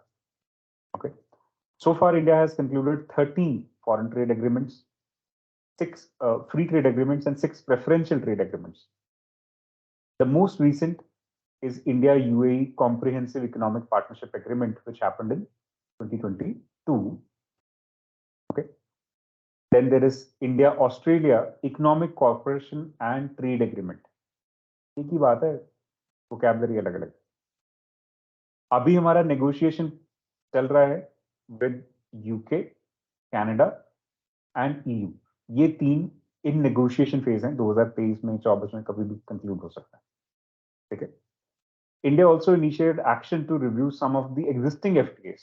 Existing FTAs पहले से कौन से चल रहे हैं? Singapore, south Korea, in fact Singapore के साथ पहला था, एशियन एंड ऑस्ट्रेलिया वाला तो अभी जो चल रहा है उसमें हम नेगोशिएशन हमारी अभी भी चल रही है। Some have concluded, some we are trying to extend in terms of scope. अभी FTAs होते क्या हैं, थोड़ा सा इसके बारे में देखिए। FTAs और regional trade agreements in terms of WTO rules are economic instruments available to the country for leveraging its competencies in trade and investment. As of June 2016, all WTO members now have at least one RTA in force. Regional trade agreements मतलब तुम 4-5 countries आपस में बढ़िया trade कर रहे हो, उसकी terms and conditions तुम सेट कर रहे हो। ठीक है। So right now एक्चुअली क्या हो रहा है ना, WTO is a multilateral trade agency, जहां पे सबकी सहमति जब तक नहीं हो जाती सारी कंट्रीज की, तब तक ट्रेड नेगोशिएशंस आगे नहीं बढ़ती। लेकिन मल्टीलैटरल लेवल पे सबको राजी करना एक बात पे मुश्किल होता है। जैसे दोहा राउंड एक बड़ा फेमस है वर्ल्ड ट्रेड एग्रीमेंट्स का, तो वो अभी तक उनकी नेगोशिएशन कंप्लीट ही नहीं हुई, क्योंकि कोई ना कोई रूठ जाता है बीच में से, यूएस रूठ जाएगा, कभी इंडिया रूठ जाएगा। इसलिए मल्टीलैटरल के बजाय हम प्लूरीलैटरल पे या रीजनल ट्रेड एग्रीमेंट्स पे जा रहे हैं। Plurilateral means more than one but not all. Regional means चार पांच जो within let's say Asia, South Asia, like this, जो regional agreements based upon nearness of those countries they can trade more, because उनके freight cost फिर कम हो जाएंगे, logistics cost कम हो जाएंगे, इंश्योरेंस कॉस्ट कम हो जाएंगे। इसके चलते अब सबकी सहमति नहीं बनती, तो कुछ लोग जो पांच छह सहमत होते हैं वो आपस में करके सहमति अपना काम करना शुरू कर देते हैं। जैसे 2020 में regional comprehensive economic partnership agreement, ये बहुत न्यूज में रहा। इंडिया उसमें पार्टिसिपेट नहीं किया क्योंकि चाइना ने उसमें पार्टिसिपेट करना था, तो इंडिया के लिए मुश्किल हो जाता। It will be amounting to a free trade agreement between India and China. तो हम तो नहीं चाहते ऐसी कोई चीज कि इंडिया जो है चाइनीज गुड्स से फ्लश हो जाए। We don't want that. ठीक है, तो अब देखिए, right now there are about 355 RTAs world over. Okay, many WTO members continue to be involved in negotiations to create new RTAs which are mostly bilateral. दो countries आपस में regional trade agreements करें, जैसे हम कर रहे हैं इंडिया यूके के साथ, यूएई के साथ, सबके साथ। Now however, a recent development has been negotiations and new agreements among more than two WTO members. For example, there is something called a specific alliance. अब ये प्रीलिम्स में मैच द फॉलोइंग क्वेश्चन बनेगा कि इसमें कौन कौन member है। Pacific alliance में कौन है? Chile, Cambodia, Mexico and Peru. Then there is tripartite agreement, so this is a common market for eastern and southern Africa, East African community and South African development community. So largely African community या African nations के लिए है। Then there is comprehensive progressive trans-Pacific partnership agreement. Then there is African Continental Free Trade Agreement, Regional Comprehensive Partnership Agreement (RCEP), okay, जिसमें Asian के साथ साथ 6 WTO members भी, 6 other WTO members. तो इन सारे एग्रीमेंट्स की मेंबरशिप ध्यान से देखनी है। RCEP स्पेशली देखना है क्योंकि it has just entered into force on 1 January 2022। Current का मामला अभी भी है, पिछली बार भी इस पे क्वेश्चन आया था, RCEP पे अब भी आएगा। इंडिया इसका मेंबर नहीं। The limited progress in the multilateral negotiations at WTO is one of the reasons responsible for increase in FTAs. जैसे हमने डिस्कस किया, multilateral में सबकी सहमति नहीं बन पाती। The purpose of RTA is to lower the tariff on goods and services and increase cooperation between trading partners. इसलिए होता है कि बहुत ज्यादा import duties ना चार्ज करें दूसरे को। Okay? For instance, FTAs are positively correlated with direct domestic value added exports as well as forward and backward participation in global value chains. तो इस वजह से इसको ट्रेड के लिए अच्छा माना जाता है। According to conventional gravity model developed by, अब ये नहीं चाहिए होते हमें models in economics and all that, we don't need that. ये उन लोगों के लिए जिन्होंने इकोनॉमी एज एन ऑप्शनल रख रखा है यूपीएससी में, they have to deal with this, you don't. ये सब आ जाओ आगे। ठीक है, unnecessary for means you can maybe give it a look but for prelims not at all required. Okay, इसमें अब एक MFN स्टेटस है जो WTO में हम बात करते हैं, that is most favored nation. So it refers to special trading status given by one country to another that gets applied to all the other members of WTO. इसका simple सा मतलब ये है, अगर WTO के दो ट्रेडिंग पार्टनर्स एक दूसरे को कोई स्पेशल इंसेंटिव दे रहे हैं तो वो सारे WTO मेंबर्स के लिए वो वैलिड हो जाता है। Okay, FTAs generally have a phase-in period in which existing trade barriers are phased out over time. कुछ भी अगर थोड़े बहुत trade barriers in terms of tariff और नॉन टैरिफ, दो तरह के ट्रेड बैरियर होते हैं। टैरिफ कहने का मतलब है high import duty, custom duty, etcetera etcetera. Non tariff barrier कहने का मतलब होता है टेक्निकल स्टैंडर्ड्स, कई बार जैसे यूरो 6 या कोई भी sanitary and phyto sanitary norms, इस तरह के कोई टेक्निकल स्टैंडर्ड्स होते हैं कि हम यही चीजें इंपोर्ट करेंगे अगर वो इन टेक्निकल स्टैंडर्ड्स को मीट करेंगे, तो they are non tariff barriers. European countries के ज्यादा लगाती है, इनको धीरे धीरे कम करना होता है एफटीए के अंदर। उसमें ऐसी क्लॉजेस मेंशन होती है कि हम इतनी देर में जीरो कर देंगे सारी इंपोर्ट ड्यूटी वगैरह। So this is generally done so that the producers in importing countries can adjust to the import competition. आमतौर पे ये 10 से 15 साल के अंदर अंदर जो फेज इन पीरियड जो है वो किया जाता है। Rules of origin. So these are the criteria needed to determine the national source of a product. Their importance is derived from the fact that duties and restrictions in several cases depend upon the source of import. फर्ज कीजिए India किसी चीज को China से import करने के लिए ban करता है, ऐसा किया भी हमने 2020 में। चाइना फिर क्या करता है, राउंड ट्रिपिंग करता है। वो पहले अपनी कंट्री से वियतनाम भेजेगा, वियतनाम से इंडिया में भेजेगा, या पहले सिंगापुर भेजेगा फिर सिंगापुर से इंडिया भेजेगा। इसको बोलते हैं round tripping of goods and services. So this is to avoid such kind of import restrictions placed by India from China. इसलिए रूल्स ऑफ ऑरिजिन क्लॉज एक आती है।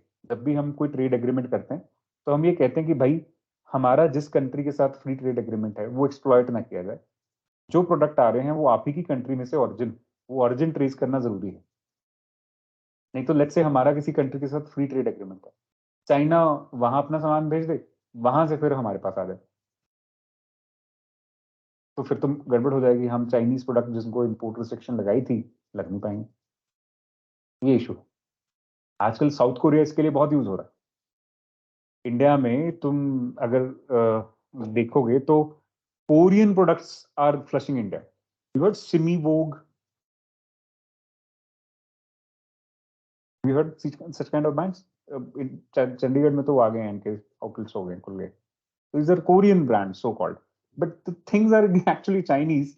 बस ये है कि चाइनीज कंपनीज ने अपने आप को कोरिया में रजिस्टर करा के वहां से ऐसे राउंड ट्रिपिंग कर रहे हैं सामान। Okay, now balance of payments accounting system. फिलहाल करंट अकाउंट और कैपिटल अकाउंट कुछ बच्चों को पता है, कुछ को नहीं पता है कि फुली क्या होता है।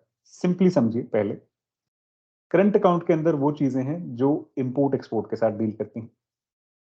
कैपिटल अकाउंट के अंदर वो चीजें हैं जो इन्वेस्टमेंट या लोन के साथ डील करती हैं। इतना क्लियर हुआ?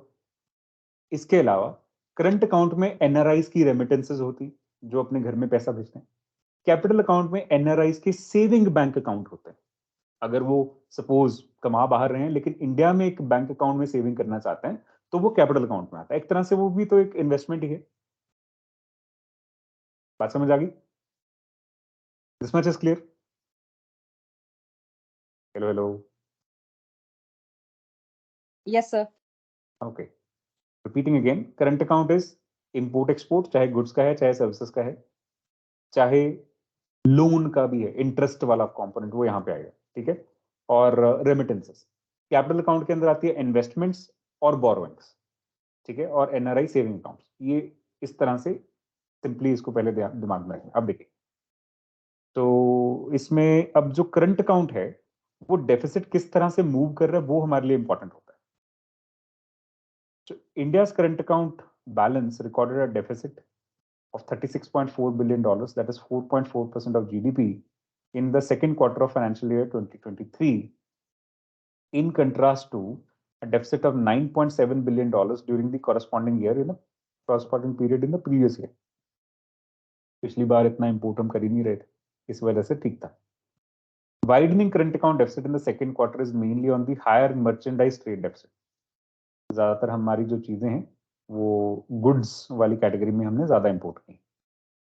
तो करंट अकाउंट डेफिसिट जब 4.4 पे ना तो वो अपने आप में अलार्मिंग है। Okay, comparison with position of current account balance for selected countries shows that India's current account deficit is modest and with in manageable limit. 4% current account deficit ज्यादा होता है, वैसे तो 2% लेते हैं हम, plus minus 2%। 2% is an average current account deficit which will is okay for India. अगर इससे ज्यादा जाएगा तो फिर हमारी जो फॉरेन एक्सचेंज रिजर्व्स हैं उसके ऊपर स्ट्रेस पड़ना शुरू होता है, हमारी करेंसी के ऊपर स्ट्रेस पड़ना शुरू होता है। अभी ये मैनेजेबल लिमिट्स में है फिलहाल। इसको कहने का मतलब ये होता है कि हमारे पास सफिशिएंट फॉरेन एक्सचेंज रिजर्व्स हैं। ओके, तो करंट अकाउंट डेफिसिट के अंदर या बैलेंस के अंदर होता क्या क्या देखिए, net merchant trade balance, that is export minus import. Net services trade balance, तो सर्विसेज को इंपोर्ट माइनस सर्विसेज एक्सपोर्ट, इस तरह से। नेट ट्रांसफर, तो जो एनआरआईज की तरफ से या कोई भी जो ट्रांसफर है, और नेट इनकम, तो हमारी कंपनीज ने बाहर से क्या कमाया। ये चार चीजें होती हैं, ठीक है। ओके, अभी current account balance as a percentage of GDP, India versus select countries. India का करंट अकाउंट बैलेंस जो है डेफिसिट में है, माइनस में है फॉर दिस प्रेजेंट ईयर 2022, 3.5%। सबसे ज्यादा करंट अकाउंट डेफिसिट चिली का है, so this is something of concern for Chile. ठीक है, तो सिमिलरली कोलंबिया, इस तरह की जो कंट्रीज हैं ज्यादातर डेफिसिट में चल रहे हैं। चाइना सरप्लस में चलता है करंट अकाउंट में, वो फॉरेन एक्सचेंज से अर्निंग करता है ज्यादा, तो चाइना के लिए बहुत अच्छी बात है। ठीक है, 1.8, so that's a good thing. Argentina is also in a positive earlier, but अभी दोबारा से नेगेटिव में आ गया। Russia is in the surplus range, क्योंकि वो भी एनर्जी सेलर है। तो रशिया और चाइना अगर देखोगे तो वो अच्छे चल रहे थे। रशिया के ऊपर इस बार ब्लू टिक में कुछ नहीं आ रहा डेटा। उसका कारण ये है कि अभी रशियन एक्सपोर्ट्स के ऊपर कुछ भी ट्रेड डेटा नहीं शेयर किया जा रहा कि वो कैसे चल रहा है, because of the conflict going on.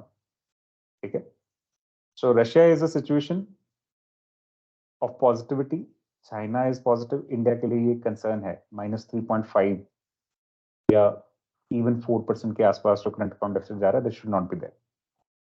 Invisibles का मतलब होता है सर्विसेज। ठीक है, तो नेट सर्विसेज रिसीव्ड इंक्रीज्ड, तो $65 बिलियन के आसपास हमारे नेट सर्विसेज रिसीव्ड है, मतलब इनकमिंग आउटगोइंग दोनों बैलेंस करने के बाद, and this is a good thing. Net services exports and remittances contributed to the surplus on the invisibles account. दो चीजें हैं इनविजिबल्स के अंदर, एक सर्विसेज का और दूसरा रेमिटेंसेस का, जो बाहर से लोग कमा के अपने घर वालों को भेज रहे हैं, या बाहर की कंपनियां जो इंडिया में, सपोज कंपनी और उसकी बाहर कोई ब्रांच काम कर रही है, एसबीआई का हो सकता है या किसी का भी हो सकता है, वो जो पैसे अपनी इंडियन फर्म को घर पे भेजते हैं, Jaguar Land Rover for Tata, तो वो भी इसमें आता है रेमिटेंस में। तो this contributed to the surplus on the invisible account which cushioned the merchandise trade deficit. तो बेसिकली इसमें से हमें पैसे थोड़े से पॉजिटिव में आ जाते हैं, और ट्रेड डेफिसिट जो गुड्स में है उसमें से थोड़ा सा नेगेटिव में जाता है। दोनों अपने आप को थोड़ा थोड़ा बैलेंस करते हैं, लेकिन फिर भी ये नेगेटिव में, overall current account deficit negative जाता है। ठीक है, so remittances are the second largest major source of external financing after services export, while contributing to narrow CAD, मतलब current account deficit को कम करता है, and has always been stable constituent of India's BOP. India is the largest immigrant population and is the top remittance recipient of country. हमेशा से ये ऐसे रहा है, सबसे ज्यादा रेमिटेंसेस रिसीव करने वाला कंट्री इंडिया है, and this is about $100 billion in 2022 according to World Bank. So remittances have benefited from a gradual structural shift in Indian migrants' key destinations from a largely low-skilled informally employment of Gulf Cooperation Council countries. पहले हमारे लोग यहाँ जाया करते थे जहाँ पे इतने पैसे नहीं बनते, अब लोग कहाँ जा रहे हैं? Now it is high-skilled jobs in high-income countries such as US, UK, New Zealand, Singapore, Australia, अब यहाँ जा रहे हैं। इस वजह से रेमिटेंसेस का हमें ओवरऑल बेनिफिट ज्यादा है। इंडिया के बाद पहले चाइना होता था, अब वो चाइना नंबर पिछड़ गया, मैक्सिको दूसरे नंबर पे आ गया, और Mexico, the way you want to call it. ठीक है, so India is the largest recipient of remittances in 2022 at $100 billion. जो सेकंड वाला है वो तो हमसे बहुत पीछे है। Then capital account, so like I said, capital account के अंदर क्या क्या आता है? एफडीआई, एफपीआई वाली इन्वेस्टमेंट्स या बोरोइंग्स, बैंकिंग कैपिटल और नेट, ये तीन मेजर कंपोनेंट्स हैं। So foreign investments consisting of foreign direct investment and foreign portfolio investment is the largest component of the capital account. तो सबसे ज्यादा हमारे पास जो पैसा आता है वो इनके थ्रू आता है। ठीक है, लेकिन अभी आउटफ्लो रहा है इसके अंदर, हमने पढ़ लिया। In terms of FDI inflow, Singapore was the top investment country with 37% share. एक कंट्री सिंगापुर, छोटी सी है, वहां से सबसे ज्यादा पैसा यहाँ पे आता है। उसका कारण है सिंगापुर के साथ हमारा फ्री ट्रेड एग्रीमेंट जैसा है। Then Mauritius and UAE and USA, ये टॉप 4 कंट्रीज हैं। सिंगापुर और मॉरिशस से ये सब आने का कंसर्न एक राउंड ट्रिपिंग भी है, यहाँ पे पैसों की राउंड ट्रिपिंग होती है।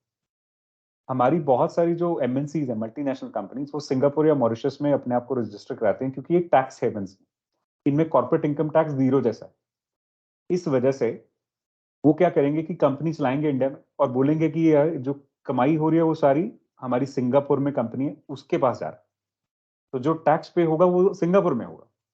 ठीक हो गया, अब वहां पे तो कोई टैक्स होना नहीं पे, 0% है। तो उनके पैसे बच गए। अब ये जो पैसे बच गए, ये लोग इंडिया में ही फिर फॉरेन डायरेक्ट इन्वेस्टमेंट करते हैं, एफडीआई करते हैं, री इन्वेस्ट कर देते हैं एक तरह से। तो हम भी अलाउ करते हैं क्योंकि हमें लगता है यार चल एफडीआई तो आ ही रहा है, रुपये में लेके जाएंगे क्योंकि कमा तो रुपये में रहे, और डॉलर्स में इंडिया में डालेंगे। तो we allow this kind of nonsense, although we know this. So this is called Singapore issues. जब पहली बार वर्ल्ड ट्रेड ऑर्गेनाइजेशन बन रहा था 1995 में, उस टाइम पे भी ये सिंगापुर इश्यूज कंसर्निंग एरिया था। ठीक है, मॉरिशस और सिंगापुर, मॉरिशस में तो एक बिल्डिंग है सिंपल, उसमें इतने 200-250 ऑफिस हैं एमएनसीज के, वहीं से सिंगल बिल्डिंग से हमारे पास इतनी एफडीआई आ जाता है। Okay, repercussions of the Russia-Ukraine conflict and aggressive monetary policy tightening of the US Fed escalated the global financial market volatility, leading to net outflow of foreign portfolio investments in the first quarter of financial year 2023. However, FPI flows turned positive in second quarter of financial year 23. Overall, FPIs recorded a net outflow. दोनों को manage करें तो foreign portfolio investment India से बाहर ही गई shares के मामले में। Then, among other forms of capital flow, banking capital reported higher net inflow of US dollars 10 billion, 10.6 billion. As global liquidity conditions tightened, demand for short-term credit rose, resulting in higher net short-term credit receipts. Further, with more repayments in comparison with the fresh dispersals, external commercial borrowing to India recorded net outflow as against net inflow a year ago. तो banking capital के भी जो हालात हैं वो इतने अच्छे नहीं है। नेट में तो इनफ्लो है, लेकिन ओवरऑल पुराने हिसाब इतने अच्छे नहीं। बैंकों में भी लोगों ने पैसा निकलवाया ज्यादा है और डाला कम। ठीक है, okay. Balance of payments and foreign exchange reserves. Overall, the adverse global economic situation has placed India's BOP under pressure in 2022. तो BOP सिचुएशन में प्रेशर तो है क्योंकि करंट अकाउंट डेफिसिट बढ़ रहा है। जब भी BOP का एक ना सिंपल सा रूल है, करंट अकाउंट में अगर आपका डेफिसिट है, कैपिटल अकाउंट में सरप्लस है, इन दोनों को ऐड करो। इन दोनों को ऐड करने के बाद अगर तो जीरो आ जाए तो that is balanced. So this is the rule of balance of payment account, current account plus capital account should be zero.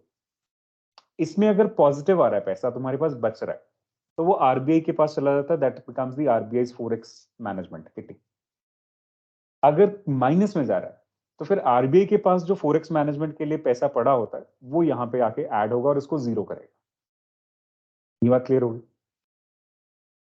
ठीक है, तो अब जैसे ही इसमें प्रेशर आता है, तो प्रेशर आने की वजह से नेगेटिव होते ही आरबीआई को पैसा डालना पड़ता है, दैट्स द कंसर्न। अब देखो, the impact of sharp rise in oil prices was discernible in the widening of current account deficit. Policy tightening of US Fed and the strengthening of US dollar led to FK outflows. So ये BOP situation में ये वाले दो major concern थे। ठीक है, तो इसका नेट क्या रहा? India's foreign exchange reserves stood at $532.7 billion at the end of September 2022, covering 8.8 months of imports. पहले ये 13 मंथ का इंपोर्ट कवर होता था, अभी हमारे पास अगले 8 महीने या 9 महीने का इंपोर्ट कवर बचा है। उसका कारण है बीओपी प्रेशर। ठीक है, देन और आपको याद है 1990s 15 दिन का इंपोर्ट कवर, 3 महीने का इंपोर्ट कवर मिनिमम होना चाहिए, उसको हम कंफर्टेबल मानते हैं। 3 months is the average that you should have. Okay, now at the end of November 2022, India was the 6th largest foreign exchange reserve holder in the world according to the data compiled by IMF. तो ये हमें रखनी पड़ती है क्योंकि required है, हमारा current account deficit नीचे जाता है। Okay, moving on. तो adequacy of India's foreign exchange reserves सबसे ज्यादा चाइना के पास है। ठीक है, फिर पेरू, फिर ब्राजील, फिर कोलंबिया, फिर India. So we are in the 1, 2, 3, 4, 5th largest in terms of foreign exchange reserve. Adequacy of foreign exchange reserve. अगर 8.5 महीने के रह गए तो क्या वो काफी है? इस क्वेश्चन को क्या कैसे एड्रेस करता है? ठीक है, Foreign exchange reserve is required for various purposes, such as to maintain the exchange rate. Currency जब बहुत ज्यादा नीचे ऊपर जाती है तो आरबीआई इंटरवीन करता है ना, that is called managed float, हमने पढ़ा था. Or to maintain certain level of exchange rate if the country follows a fixed exchange rate regime. हमारी तो क्योंकि liberalized exchange rate regime है तो चल जाता है.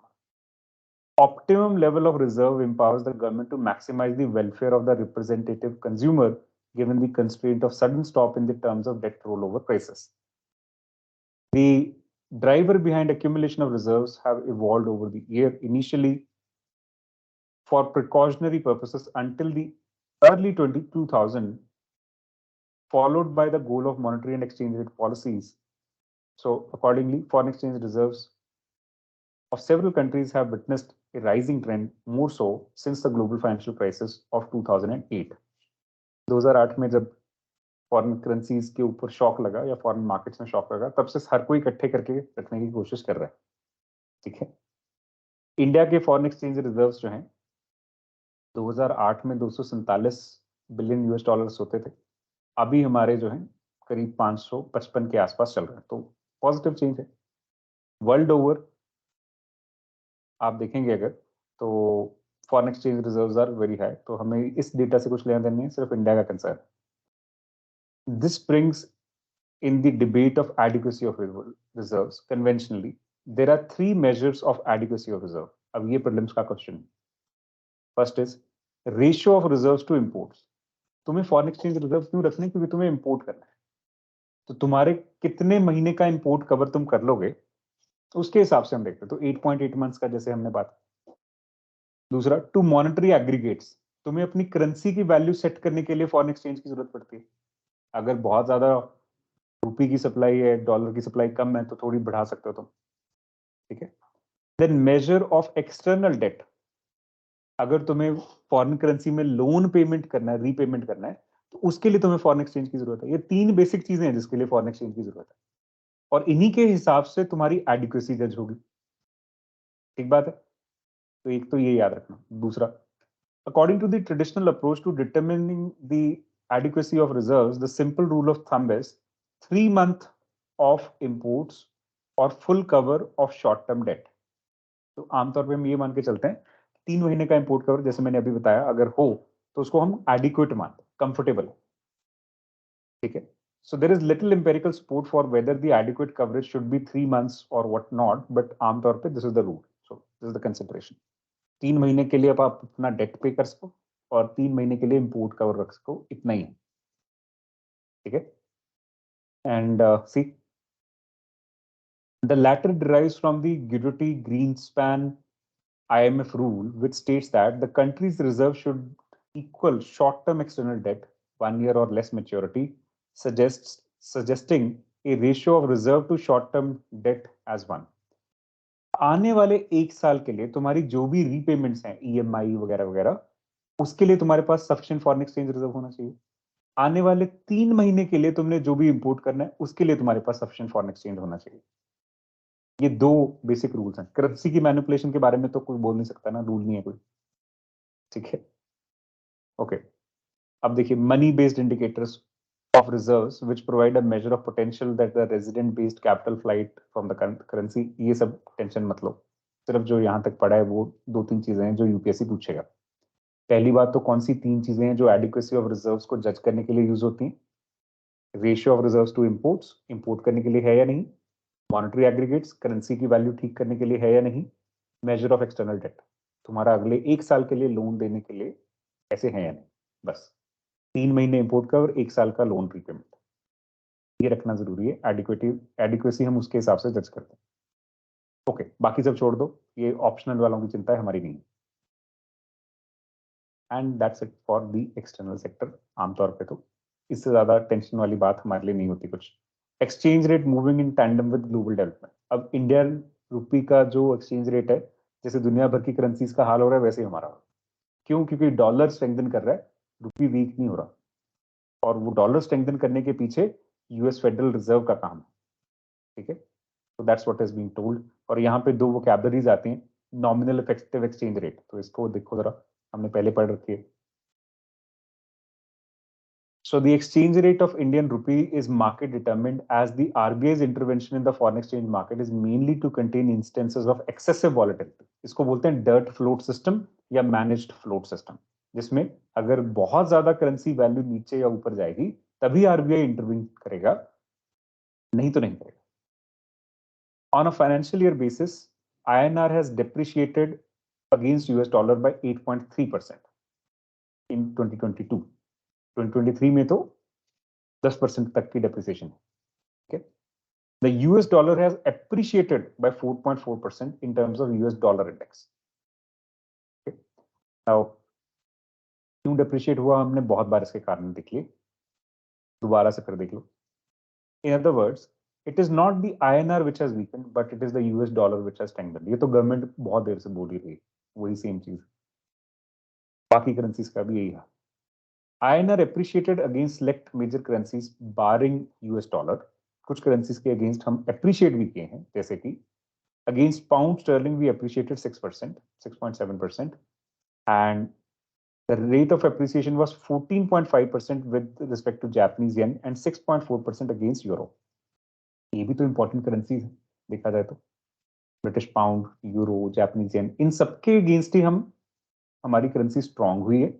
सिर्फ डॉलर के कंपैरिजन में हमारी करेंसी वीक हुई. ओवरऑल ठीक है देखा जाए तो. ठीक है. The nominal effective exchange rate of US dollar for 27 economies appreciated. तो यूएस डॉलर इस वजह से स्ट्रांग हो रहा है. हमारा नॉमिनल इफेक्टिव एक्सचेंज रेट उस हिसाब से डेप्रिशिएट हुआ है. NER for India, when we compare with 64 economies with which we have trading relationships, depreciated by 4.8%. Okay. Now देखो, US dollar index is a measure of value of US dollar relative to the basket of foreign currencies. कौन सी basket of foreign currencies यहाँ पे European prelims का एक और question. Euro, Swiss franc, Japanese yen, Canadian dollar, British pound and Swedish krona. तो इन currencies के basis पे US dollar index create होता है. Okay. Next,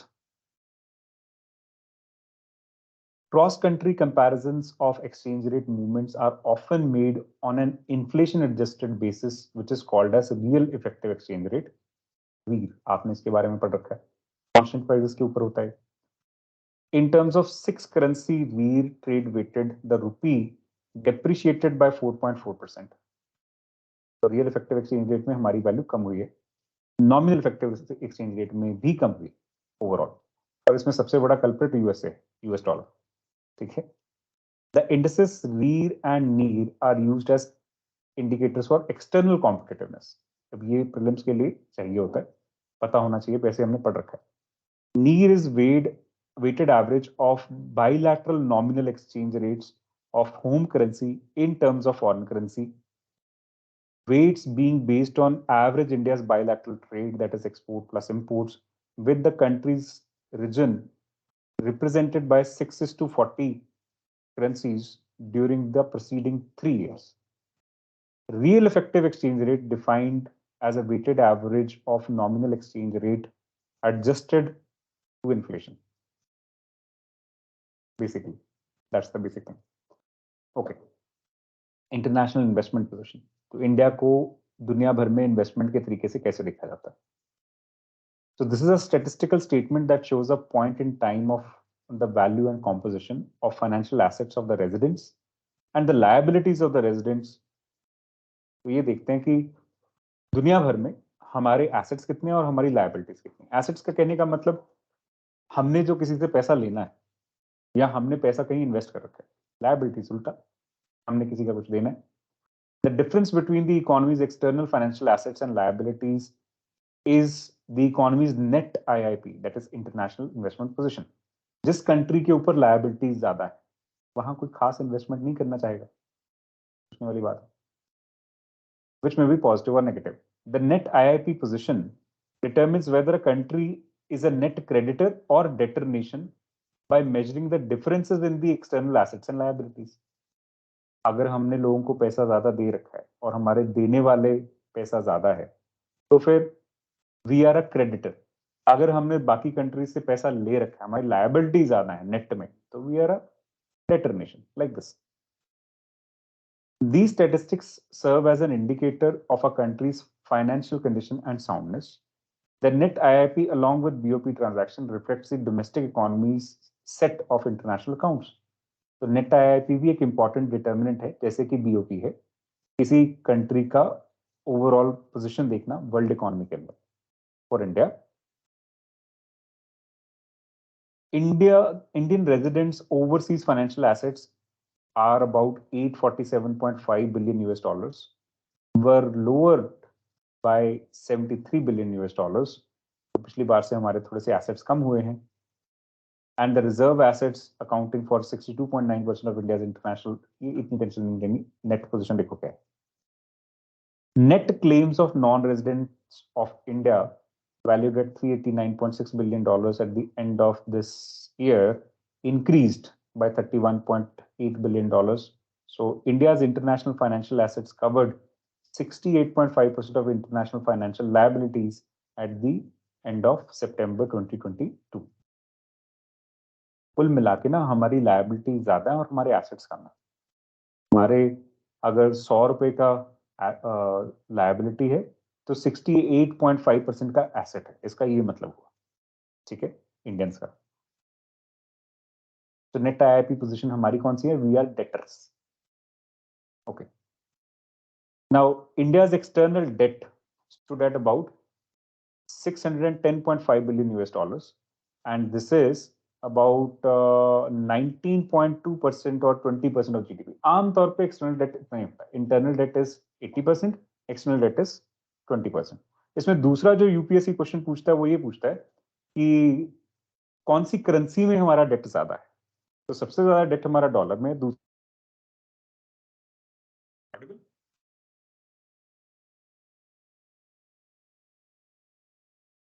Am I still audible? Please reply. Yes, sir.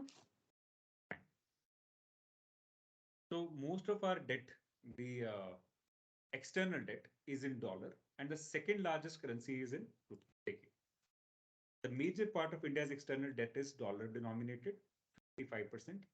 Then there is rupee denominated, is the second position. तो इस वजह से हमें करेंसी रिस्क थोड़े से कम हो जाते हैं कि रुपी में हमारा एक साइजेबल डेट है. ठीक है, ये दो, एक तो ये क्वेश्चन बनता है और एक ये क्वेश्चन बनता है कि कितने परसेंट हमारा एक्सटर्नल डेट है. देन आगे आ जाइए. The Ministry of Finance India's external debt status report 2019-2020 provides the details of the evolution of India's external debt. कैसे हुआ? टेंशन अभी नहीं, मीन्स का मामला है. आमतौर पे यहाँ पे आ जाइए. This one. The quarter ending September 22 yet again witnessed a deviation from usual dynamics, and it was the relative growth of SCD akin to the pandemic that influenced the overall external debt dynamics on the back decline in external assistance as well as other government debt, which includes FPI investments in government security and SDR. Essentially now, India government securities Indian government देती है, उसके अंदर लोग पैसे invest करते हैं और वो हमारे लिए एक तरह का एक्सटर्नल डेट है फॉरेन पोर्टफोलियो इन्वेस्टमेंट के लेवल. अभी तो ये लोग उसको बाहर ही निकाल के लेके जा रहे हैं. तो इतनी India's external debt vulnerability indicators continue to be benign. हमारे एक्सटर्नल डेट में कोई टेंशन नहीं है. हमारे 20% ही है.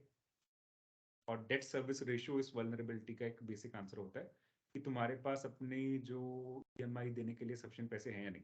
ठीक है, तो principal repayment plus interest payment, that is called the debt service ratio. It stood at 5% vis-a-vis 5.2% at the end of March 2022. Date service ratio का मतलब होता है, लेट्स से मैंने 100 रुपया कमाया, $100 कमाए, उसमें से मुझे $5 अपनी डेट सर्विसिंग के लिए देने पड़ेंगे फॉरेन करेंसी के टर्म्स में. इसका बेसिक सा मतलब ये है. बात समझ आई? Debt service ratio. Hello hello, anybody? Debt service ratio means अगर इंडिया $100 कमा रहा है, 5% होने का मतलब क्या है? उसमें से $5 उसको देना पड़ेगा. in the principal and interest payment. Namika, clear?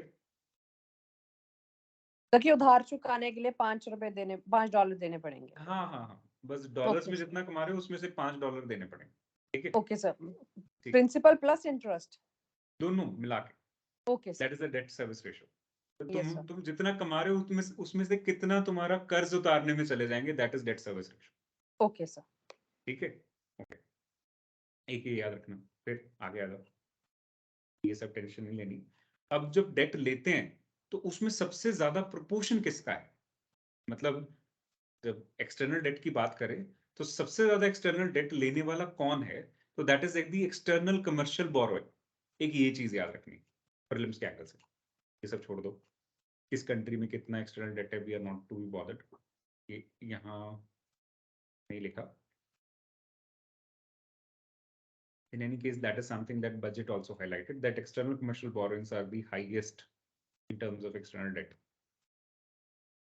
ये है outstanding. तो गवर्नमेंट का अगर देखोगे, जनरल गवर्नमेंट का डेट कम हुआ है, माइनस में जा रहा है, सेंट्रल बैंक का भी माइनस में जा रहा है, हमने तो पे ऑफ किया है, ठीक है। डिपॉजिट टेकिंग कॉर्पोरेशंस का भी माइनस में जा रहा है, अदर सेक्टर्स का पॉजिटिव में जा रहा है। इसमें सबसे ज्यादा जो पॉजिटिव में जा रहा है वो है non financial corporation 1.9%, short term date 4.5%. This is the highest one. And this short term debt is basically the external commercial borrowing. So this is the largest component of external debt. कौन सा है? External commercial borrowing. अपने पास note कर लो। तो external debt के बारे में तीन चीजें पता होनी चाहिए, तीन चार। पहली है 20% of the total debt is external debt. दूसरा, सबसे ज्यादा हमारा external debt US dollar denominated है, दूसरे नंबर पे इंडियन रुपी है, इसलिए हमें करेंसी शॉक से इतना प्रॉब्लम नहीं होता। तीसरा, debt servicing ratio, that is 5.2%, which is very manageable. 100 रुपया कमाते हैं तो उसमें से एक्सटर्नल डेट देने के लिए हमें $100 में से $5 खर्च करने पड़ते हैं, तो that is comfortable year on year basis, ठीक है। फिर सबसे ज्यादा एक्सटर्नल डेट, अलग अलग लोग एक्सटर्नल डेट लेने वाले हैं, गवर्नमेंट भी है, कंपनीज भी हैं, एक्सेट्रा एक्सेट्रा। तो उसमें सबसे बड़ा कंपोनेंट कौन है? External commercial borrowing. ये चार चीजें याद रखनी है एक्सटर्नल डेट को लेकर प्रीलिम्स में। शॉर्ट टर्म और लॉन्ग टर्म देखोगे तो शॉर्ट टर्म मतलब एक साल में पे करने वाला, लॉन्ग टर्म मतलब over a period of time करना। तो शॉर्ट टर्म डेट इंडिया का कम है, वही 18-20% है, और लॉन्ग टर्म डेट ज्यादा है, ये शॉर्ट टर्म डेट की फिगर्स हैं, अराउंड 20%, और लॉन्ग टर्म डेट बाकी का ज्यादा होता है। Okay, cross country debt ratio की कंपैरिजन करने की जरूरत नहीं। Total external debt as a percentage of GNI India में 20 है, so not a big deal, easily manageable. उसका शॉर्ट टर्म डेट देखोगे तो 19% है, और foreign exchange reserve as a percentage of total debt, मतलब जितना हमारा डेट है ओवरऑल, उतना ही हमारे पास फॉरेन एक्सचेंज रिजर्व्स भी हैं। आज हम चाहें तो एक बार में पे ऑफ कर सकते हैं, लेकिन जरूरत नहीं है क्योंकि उसका शॉर्ट टर्म वाला वर्जन है, एक साल में तो उतना ही करना है ना, इस वजह से 97% हमारी फॉरेन एक्सचेंज रिजर्व हमारा टोटल डेट कवर कर रही है। तो ये एक ही वाली फिगर का ध्यान रखिए इंडिया वाली। Then outlook for the external sector, आगे जाते हुए क्या चीजें हैं जो प्रोस्पेक्टिव हैं, ये मेंस के लिए चाहिए, अभी प्रीलिम्स के लिए नहीं चाहिए, डोंट वरी अबाउट इट, ठीक है। That's that for the external sector chapter. Clear हो गया जी? Yes sir. बस इतना ही आपने एक्सटर्नल सेक्टर के बारे में करंट अफेयर के एंगल से प्रीलिम्स में चिंता करनी है। इसके अलावा जो एक्सटर्नल सेक्टर के कुछ बेसिक कॉन्सेप्ट्स हैं वो हम शाम की क्लास में करेंगे डिटेल के अंदर, तो वहां पे आप वर्कआउट कर लेंगे। That's it, thank you, take care. Economy खत्म, कल को टेस्ट रखेंगे, कल को या मंडे को